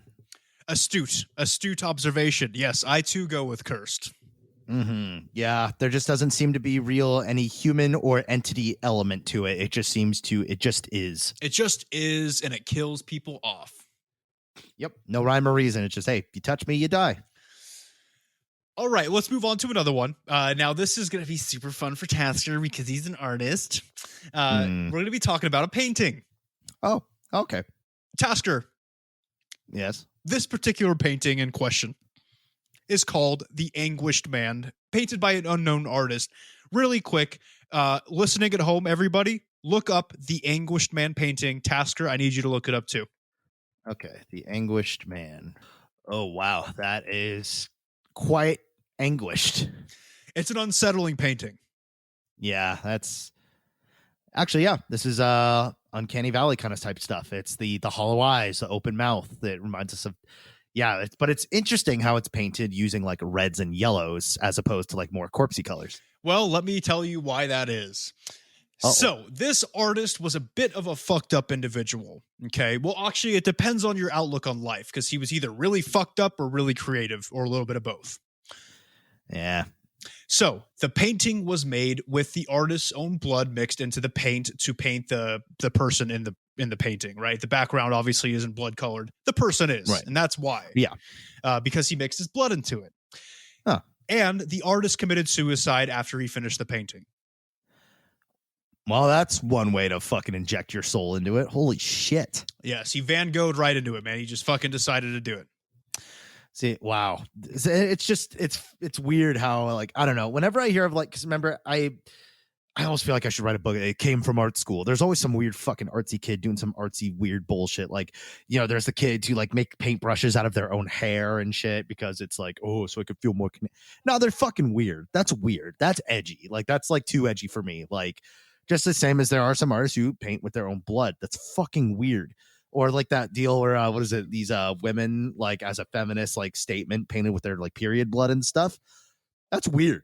Like, that's weird to me. But yeah, this is the fact that he killed himself right afterwards. That kind of really does give it another deeper like layer of fucked up, and like it's no longer just edgy to be edgy. Now it's like, oh fuck, there's some actual like frightening, gruesome commitment here. It's nasty, you know, like nothing grosser than dried blood. Fresh blood, what are you gonna do? Dried blood, it's gross. It's kind of brown. It's got like that brick red color, right? Yeah. And also, guys, that's kind of like, I like cooking. You know, I'm a pretty good cook, to be honest with you. I'm not tooting my own horn, but that's like if I made hollandaise sauce with my own semen. Like, I'm not gonna do it. I guess you could say it would be like that. I will attest, though, Nick did make one of the best steaks I think I've ever had in my goddamn life. So thank you, man. Oh yeah, absolutely. Yeah, the one time in Fresno, remember? Oh, I remember. I used dandruff as salt because I'm creative. Yeah, it's so fucking creative. Yeah, and I had some of my own in there too because I'm like, it tastes too brave. Okay, so now, yes, everybody, please look up the painting. It's fucking weird, all right? And then when you know the backstory, it's even weirder. And then when you know what I'm about to tell you, it's downright creepy, okay? So the Anguished Man ended up in the hands of a man named Sean Robinson.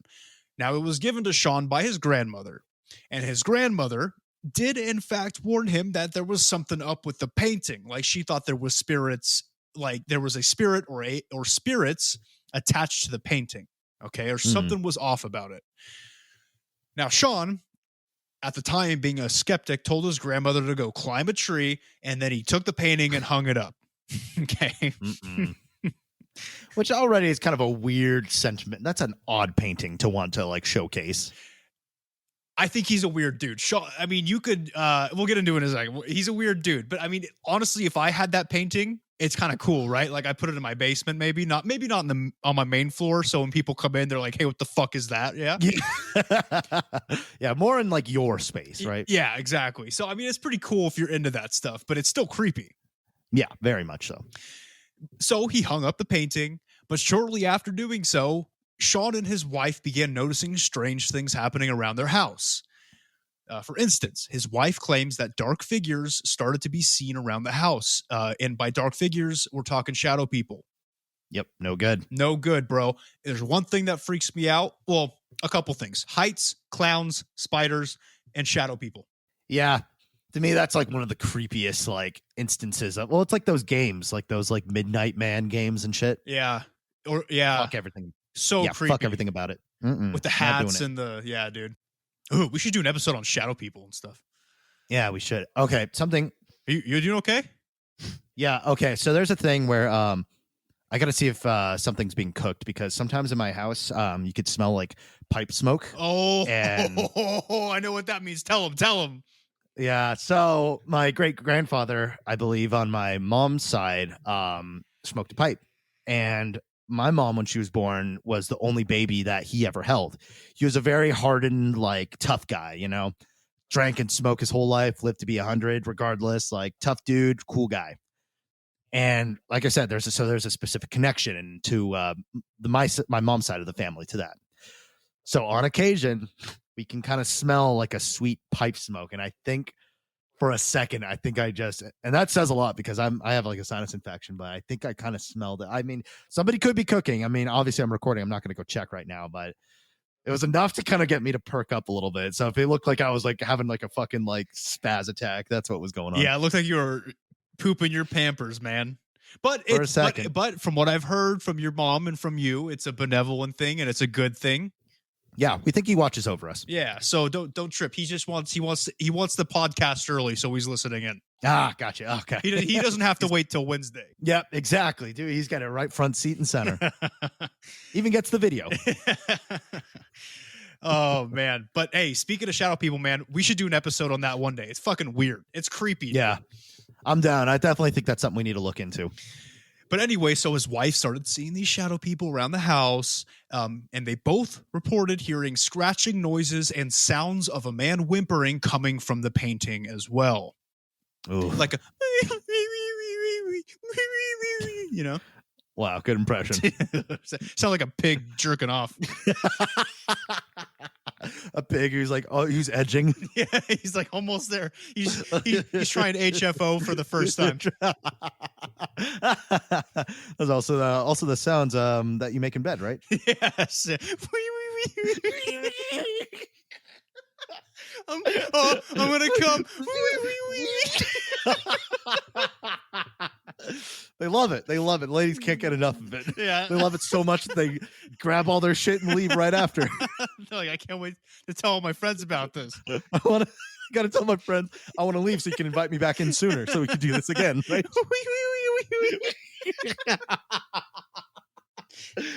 So of course, yeah. Remember on our Patreon, the highest tier subscription is me and you go. We tag team you for a game, for a round of really depressing sex.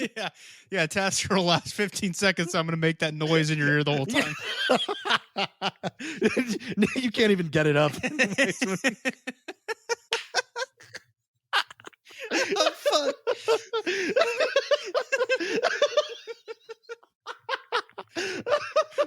Oh yeah, just $1,000 a month. This could be you. This could be you.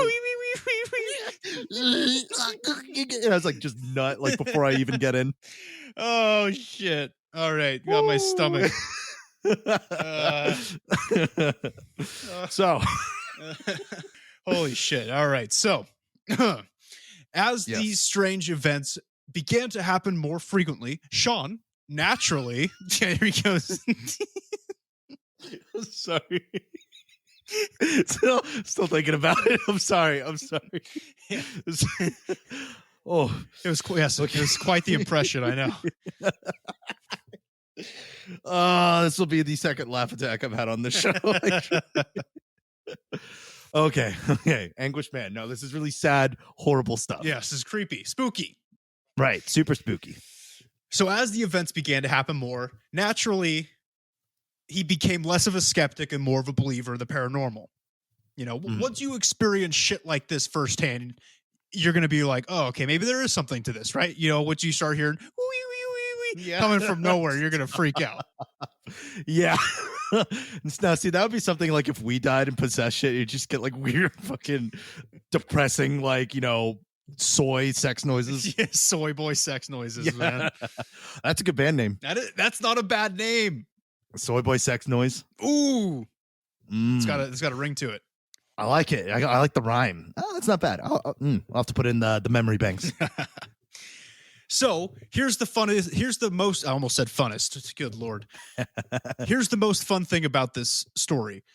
In order to document some of these happenings, Sean created a YouTube channel with videos of paranormal activity happening in his house, or at least as much as he could catch. Okay. Oh. Now, there aren't many videos. They are older, and some of them but some of them are interesting. So I do recommend checking out the channel to make up your own mind about this. The channel is simply called The Anguished Man, and you can't miss it because the profile picture is the face in the painting. It's still up. You can still watch the videos. Wow. You think he still owns the painting? I think so. I think once he realized what he had, I wouldn't get rid of it. I'm sure he hasn't either. Unless it started fucking his stuff up. Yeah, because if it's only just like kind of creepy, then like, okay, I could see him like hanging on to it. Yeah, I mean, it's pretty cool, man. It's a cool painting. It's okay. Objectively, yes, it's kind of cool, but it's creepy. It is pretty damn creepy. And you're right. It is that uncanny valley action at hand here. It's freaking weird.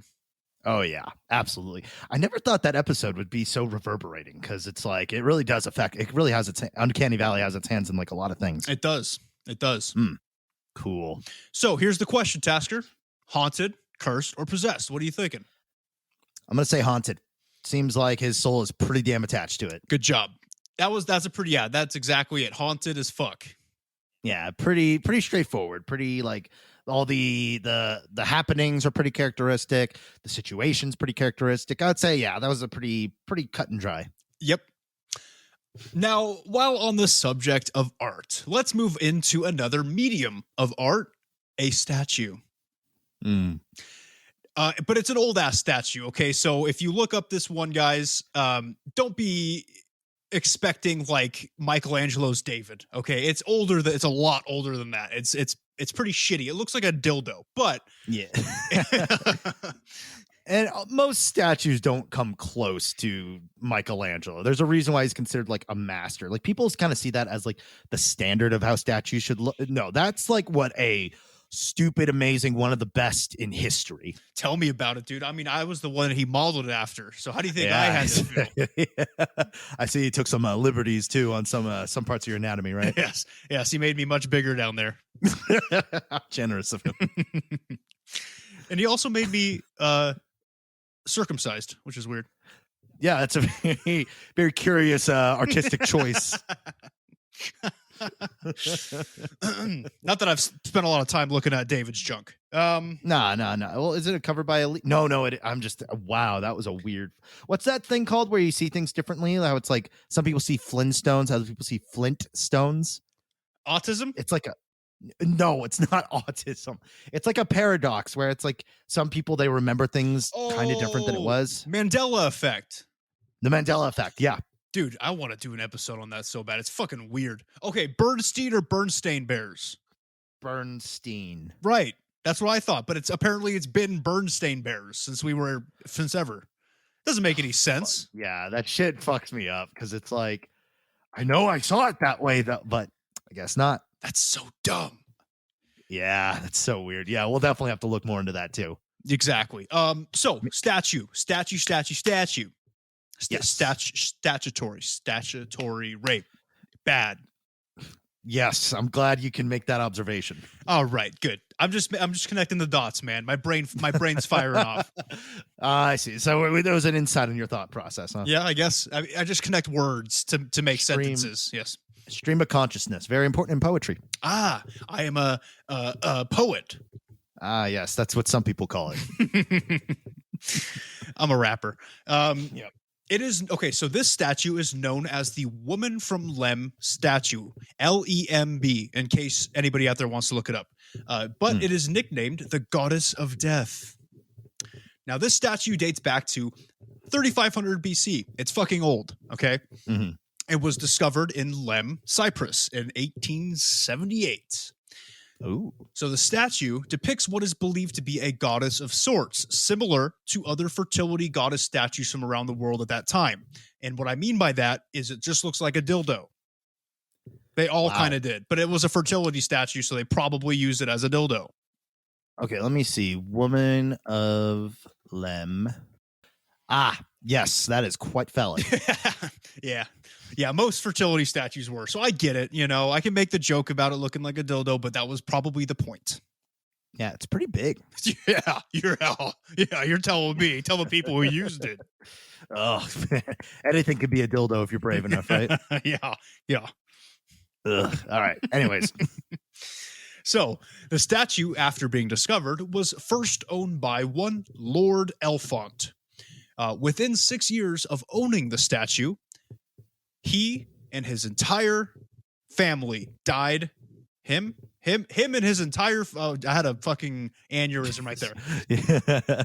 Him and his entire family died by mysterious causes within 6 years. So kind of a long span. You could chalk it up to coincidence, sure. Right. But then the statue was owned by Ivor Minucci and then a man named Lord Thompson Knoll. Both of these men and their entire families also died, but this time only a couple years after assuming ownership of the statue. The fourth and final owner was Sir Alan Biverbrook. Jeez, that's a cool name. Mm-hmm. As you could guess, only a couple years after owning it, he, his wife, and their 2 daughters died. Now, they did have 2 sons, and these sons did not die. However, they were so freaked out to the point where they decided to donate the statue to the Royal Scottish Museum in Edinburgh. Good showing your respect, huh? Yes. Oh, I could have done it better. I'm sorry. That was a poor accent. I've done better. It's Sunday afternoon. Yeah. You know, we're all sleepy. Yeah. And that is where the statue is to this day. So it is still in the museum in Scotland. So, and I have an interesting thought about this one. Okay. So it's a fertility goddess, supposed to be a fertility goddess statue. Entire families are getting wiped out by this. That might be the answer to what this is. Okay. Now, Tasker, do you think it's haunted, cursed, or possessed? Given that hint I just said. My guess is, well, my first instinct is cursed because despite it being a fertility statue, it seems to do the exact opposite of fertility. Bingo. It was probably cursed at some point, and it did the opposite of what it was supposed to do. So, yep, you're right. Yep. Because fertility means children, and children means family. So the opposite of fertility is kill your whole family. Exactly. That wasn't a directive, by the way. No, they're going to isolate that clip. God damn. Yeah, they're going to fucking... When our inevitable cancellation happens on Twitter, that's going to be one of the many clips they use. Exactly. It's just going to be like, hey, everybody, I love butts and kill your families. Now! Kill your families, buttholes. Oh, man. Can't wait. Those will be some fun clips to listen to. All right, guys. So at this section of the episode, we've been talking plenty about objects and stories which are fairly old in nature, but perhaps we should let you all know what is out there right now as far as haunted, cursed, or possessed items that you could purchase if you wanted to. Yep, got to be a little modern about it. Yeah, and plus, look, if you got some money laying around, like there's no, why not, Tasker? Wouldn't you buy one of these if you were, loaded, desperate for something haunted? Yeah. I will never be desperate for something haunted. I would never buy any of these ever. And I'm pulling them up right now, the links, and good fucking Lord, hell no. All right, let's talk about the first one. eBay is the best place to get haunted stuff, as you all probably would imagine. Our first one is titled Haunted Vintage Doll Spirit Ghost Attachment Paranormal. It's a long name. Yep, it definitely looks like it. It's got those just dead eyes, and only $8 for shipping. Yeah, here's the kicker about this one, guys. It's $8 for shipping, and the doll itself is only at a bid of $8.50 right now. So yeah, if you're listening to it now, how long does it last? Oh no, it's ending in 3 hours. So yeah, probably GG. Okay, yeah, I should put that as a caveat. We're recording this on Sunday. You guys aren't going to hear it till Wednesday, but so some of these are probably going to be gone, but I guarantee you go to eBay, type in haunted item, haunted doll, literally hundreds of them that you could buy. Okay. So that you will be able to find one. Creepy. Yeah, no, holy shit. There's so many stuff on them. They're cheap. And they're fairly cheap for being haunted, allegedly. Now, I did want to read the description of this doll, okay? Because they did put a description in here for us. And they asked at the beginning, please read entire description. The dolls I'll be listing are from my mother's collection. Their house is haunted, and they have had paranormal activity since 1993. Everything from things being moved, cabinet doors opening and slamming shut, dishes flying, lights flickering, knocking on walls, beds being bumped or shaking, doors opening. They already said that. No, they said cabinet doors. Whatever, same shit. Full apparitions of children, women, and men being touched, scratched, whispering into our ears, wee wee wee wee wee, and yelling for us to get out. She believes some of these dolls are making the problem worse. It's been much more activity since putting them in the basement. She has asked me to sell them. I created a Facebook page over a year ago to post audio and video of things happening in their home. Blah, blah, blah. We've heard many, many voices. They say our names a lot. And they have said, hey, many times in our ears. Hey. Hey. Terrifying. Hey. I've also heard help me, get out, I love you, push that button, etc. If you purchase a doll, there's no guarantee that something will attach and come along with it. However, my mom will be telling them to leave with the dolls. So pushing their problems onto others, huh? Yikes. Please see photos for slight yellowing in shoes. Dress has an old smell to it. Thank you. Oh boy. Per eBay policy, must include in the listing that this is for entertainment purposes only, and a paranormal experience is not guaranteed. Fuck everything about it. You want to buy it? It's $8.50, bro. I just closed out of it. Okay. Maybe I'll buy it. Yeah, if you want it, man. If you want it. Crazy. Click of a button now. What a future. Didn't look like there was any bids on it though, huh? No. So I could probably just bid it $10 and nobody will probably ever touch it again. And it's mine for $10 and $8 shipping. Nice. Cool. Gonna ruin your life for so cheap. Let's go to the next one. Also found on eBay. There are two haunted things you could get on eBay: dolls and jewelry. That is where you want to go. Yeah, those seem the classics. The classics, right? Now this one is a ring. The title of this one is Haunted Ring Item Talisman Fairy Wishes Granted Fairy Spells Ritual Kit Granting. Wow.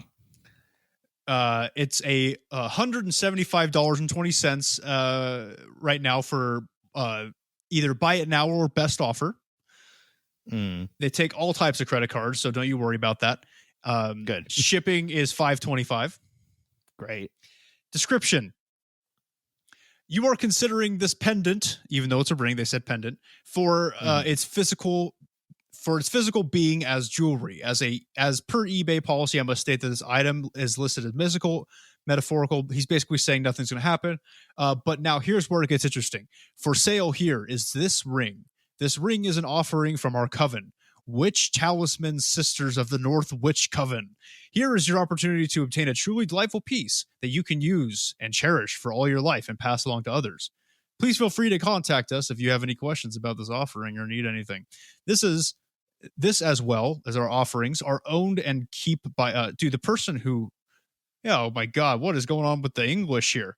What is this? The Witch Coven of North Africa? What's happening here? They don't speak English. Horrible correlation, but I should also point out that they're using like 4 different fonts in like 20 different colors. That's a commonality with these listings. You will see that people are they're excited and they're bumping visibility. This offering is not limited to gender, as it can be owned by anyone who has interest, desire for it. It says. So they're all accepting of every gender. Dumb. This looks like if an STD was a website. Yes, it does look very bad. So if you guys want haunted jewelries, go to eBay. Good. Yeah, the picture quality is awful too. That's all like blurry. It looks like a class ring. Yeah, it does. Yeah, I'm gonna say this one's probably bullshit. Yeah, and that same seller posted a bunch of jewelry on there, just trying to make money off cheap jewelry. Yeah, that's kind of what I have to say about it. Next one is a haunted painting that you could get on eBay. Cool. The title is Haunted Painting, original by Henry Dubois. Henry Dubois. It is kind of a weird looking painting. Something eerie about it. It's a landscape with some girl in like a dress and bonnet looking out onto a lake. Here's the description for this one. Okay. Haunted painting. My partner purchased this painting for me as a gift from an antiques shop. Since it's been in our home, it's been flung across the room when no one's home, found upside down, or moved in the house while we were not present. We've captured unexplained moving objects on our CCTV cameras in our apartment and outside, along with strange phantom smells that come and go quickly. This is all started at the time we purchased this painting. So it looks like they're just trying to pawn off their troubles on somebody else. Yep. And it's a pretty nice painting too, which is a shame that it's haunted and scary, but oil. Colors are really nice. They are. They're dreamy, but apparently it's haunted. So Tasker, I'd tell you to get it, but I mean it's only $50, okay? That's not bad for whatever it is, but the problem is it doesn't ship anywhere. It's only for local pickup. Well, hey, how far away is Oceanside? Maybe you could, I don't know. If you want it, you could do free local pickup, Tasker, if you're willing to drive however far that is. I'm going to pass. 50 buckaroonies, you could have a haunted painting, bro. Nope. Don't care. All right. That's fair. I understand. Mm-hmm. All right, last one. Let's take a look at the last eBay offering. I'm telling you guys, eBay is the place to go for this shit. People are fucking nuts on here. Yep. If you want to ruin your life for cheap. And this is the expensive one, but it's still not terrible for what it is. This one is titled, it's another doll. It's called Active Haunted Demon Possessed Doll. The pictures of the doll, it's kind of unsettling. Yeah, it's nothing too much more unsettling of what you would probably find at your grandparents' house. Yeah. He even has like a one of those electromagnetic detector meters up in the first picture up to the doll to show that it's off the charts. Oh yeah, it's spiking. So that's yikes. 100% positive feedback seller, by the way. So if he's selling haunted shit, apparently it is haunted. It is $100 or $150. So it is the most expensive one on the list that we've mentioned. But free shipping. Hey, not bad. Free shipping. Now let's look at the description. Active haunted demon possessed doll shipped with USPS first class. This doll has rubber head and hard, solid, jointed arms and legs. Large doll at 23 inches tall. Ugh. Creepy. This doll has 2 demonic spirits attached! ! This doll was first owned by a gypsy. Then an 8-year-old girl had her and didn't know it was haunted by 2 demons. Over time, the demons talked to the girl into killing her 2 parents. Then she killed herself! This is a real, genuine demon-possessed doll. It has threatened me through the oval. Do you know what that says, Tasker? OVILLUS. OVILL. Hold on one sec. Sorry, I closed out because I didn't want to look at it anymore. Yeah, I don't think they're using that word correctly. I don't really know what it really. Yeah, the definition is of belonging or pertaining to sheep. Interesting. So they're probably. I mean, given the history of this description, I don't think language is a strong suit for them anyway, right? So I'll forgive them. It also says threatened to kill me and my family. It had cursed at me. It can be dangerous. Do not have around children or vulnerable adults. That's a nice way of saying retards. Wow. For advanced collectors who know what they're dealing with, this is a genuine haunted doll with 2 demonic attachments. Please, serious buyers only. I accept no returns. I welcome your questions. Must say this is for entertainment only, but mine are real, genuine, and authentic. This doll can actually move her arms as seen in pics 2 and 3. She's extremely active and demonic. Be careful when handling.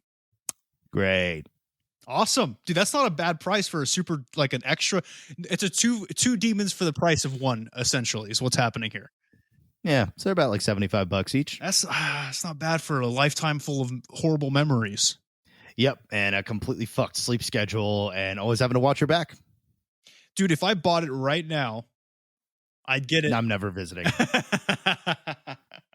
You're putting a nail in the coffin right there. You will never see me again. What if I come visit you and I bring it in my backpack? I'll kill you and say the demon said and told me to do it. Dude, but if I bought this right now, I could get it May 20th. No, that's a terrible idea. You shouldn't do that. And plus, at best case scenario, it's a scam and you're just down $150. True, but I like to believe it's true. Yeah. I'm gonna say no. I'm gonna say I caution against it. All right. I'm not gonna buy it. I am kind of interested in this now though, so I might actually get that $8.50 one. Oh my god! To be fair, because it's eight. It's it's fairly your fucking funeral. Well, you know what? I'll get it. I'll keep everybody updated on how it goes with my own haunted possession. But guys, that was it for all things, all objects haunted, cursed, and possessed, everything paranormal. Yeah, that's creepy stuff. And also too, if you're listening out there, feel free to email us, message us, or let us know if you have any like stories or anything like that. Like we said, every year we do like to do like a listener like scary story thing or like experiences or if you just want somebody to talk about like your experiences, like, oh yeah, we're very interested in all that kind of stuff. So please let us know. And yeah, it'd be great to hear from you. Yeah. But you know what? You know who probably really likes to collect haunted things to use for their own gain is, guess who? Oh, it's got to be Count Chocula. I mean, it's the Count. Are you kidding me? A creature of the night? Like, you know, the man's literally made up of an aphrodisiac snack. Like, you can't be up to any good or using things not possessed. What if he's the one? Now, think about this. What if he's the one somehow getting items possessed because he has many abilities, as we know? Perhaps he can command demons. And what if he's getting all these items possessed on eBay and selling them as like oh, look, I'm selling fun haunted stuff, but really they're really fucking possessed. And when they're in people's houses, cause nothing but chaos. Yeah, or it could be him kind of getting his feelers out for the final stage of his plan of maybe separating bits and pieces of his soul into all these things. And so now he could essentially be more everywhere at once. And maybe they're all gonna, I don't know, connect by some giant laser beam that creates a giant pentagram on America, completing his ritual of, I don't know, summoning or ascending into godhood, maybe. Hot damn, I think you're onto something. Yeah, that's so be careful if you see, if like the screen names is something like white truffle or something that sounds like relatively like chocolatey or dessert related. Keep an eye out, but that's definitely something where we will 100% include in the episode. Obviously, Count Chocula episode, it's coming soon. We're working on it, and we'll bring it all to light. Yeah, we're gonna get this Count Chocula episode out sooner rather than later. Okay, we're trying our damnedest here. Yeah, it's coming. We've come a long way, and obviously, as you all know, we have to. All our data is so encrypted, like it literally to this point, it's almost just like one random letter and number. So we have to like decrypt it ourselves as we send information back and forth. It's very time consuming. I have to hire somebody from the deep web to get into our thing every time I need to access the file because I don't know how to do it. Yeah, we barely can get into it, but that's the only absolute safe way that we can do it. But as we've established on this show, nothing is ever absolutely safe. So even then, we have to be precautious. Damn straight, guys. Absolutely. Well, thank you for listening. If you're on iTunes, if you could hit us with a rate and review, that would be super fantastic. I know that's like the most stereotypical thing for a podcast to say, but it really does help. Spotify, if you click follow, and we do have new episodes every single Wednesday. Instagram at CEOTPK. YouTube is Close Encounters of the Podcast Kind. You could look us up on Twitter, CEOTPK1. Facebook is Close Encounters of the Podcast Kind, or facebook.com/CEOTPK. You can email us at CEOTPK1@gmail.com. Discord is discord.gg/lowercase b. Number 6, capital C, capital T, number 5, capital M, capital X. Post some memes, talk about shit, whatever you want. Suggest an episode, whatever you're feeling. It's all welcome and open there. If you feel the need to donate, we have ko/fi.com/CEOTPK. If you want to donate a couple dollars or $1, whatever you're feeling, it's completely optional. Think of it like our own personal tip jar. Yeah, and thank you all for listening, reaching out to us, talking with us. We're starting to get some some traction, and we're starting to talk to some more of you, and we do appreciate it. Glad to hear again from you. with Columbus, Ohio, something we are seeing a huge influx of listens there. So thank you guys, and we hope you enjoy the show, and we hope that we can keep giving you the good content you were hoping for. Absolutely. But one thing I got to say before we head out is Tasker did say that we're all open and welcome over on Discord. That is true, except for furries. Remember? Yeah, we have a distinct circle / no furries emote that we added the other day, so we can make sure to enforce that rule. Yes. I mean, look, if you're a furry and you want to come on the Discord, feel free. But if you out yourself as a furry, you will get hit with that emote multiple times. Absolutely. So it's like you can come on the Discord, but just don't come on the Discord. Yes. Yeah, keep it in your goddamn fursuit. Okay? Oh dear. Of course, everybody's welcome, but we will roast you very nicely. Yeah. I'll be like, are you sure? Are you sure you want to do that? All right, your funeral. Well, look, guys, whether you think that the doll sitting next to you on your bed is haunted, cursed, or possessed, the truth is out there. I mean, we could say it's not, but don't trust it. Just burn it so there's nothing left. It is absolutely not.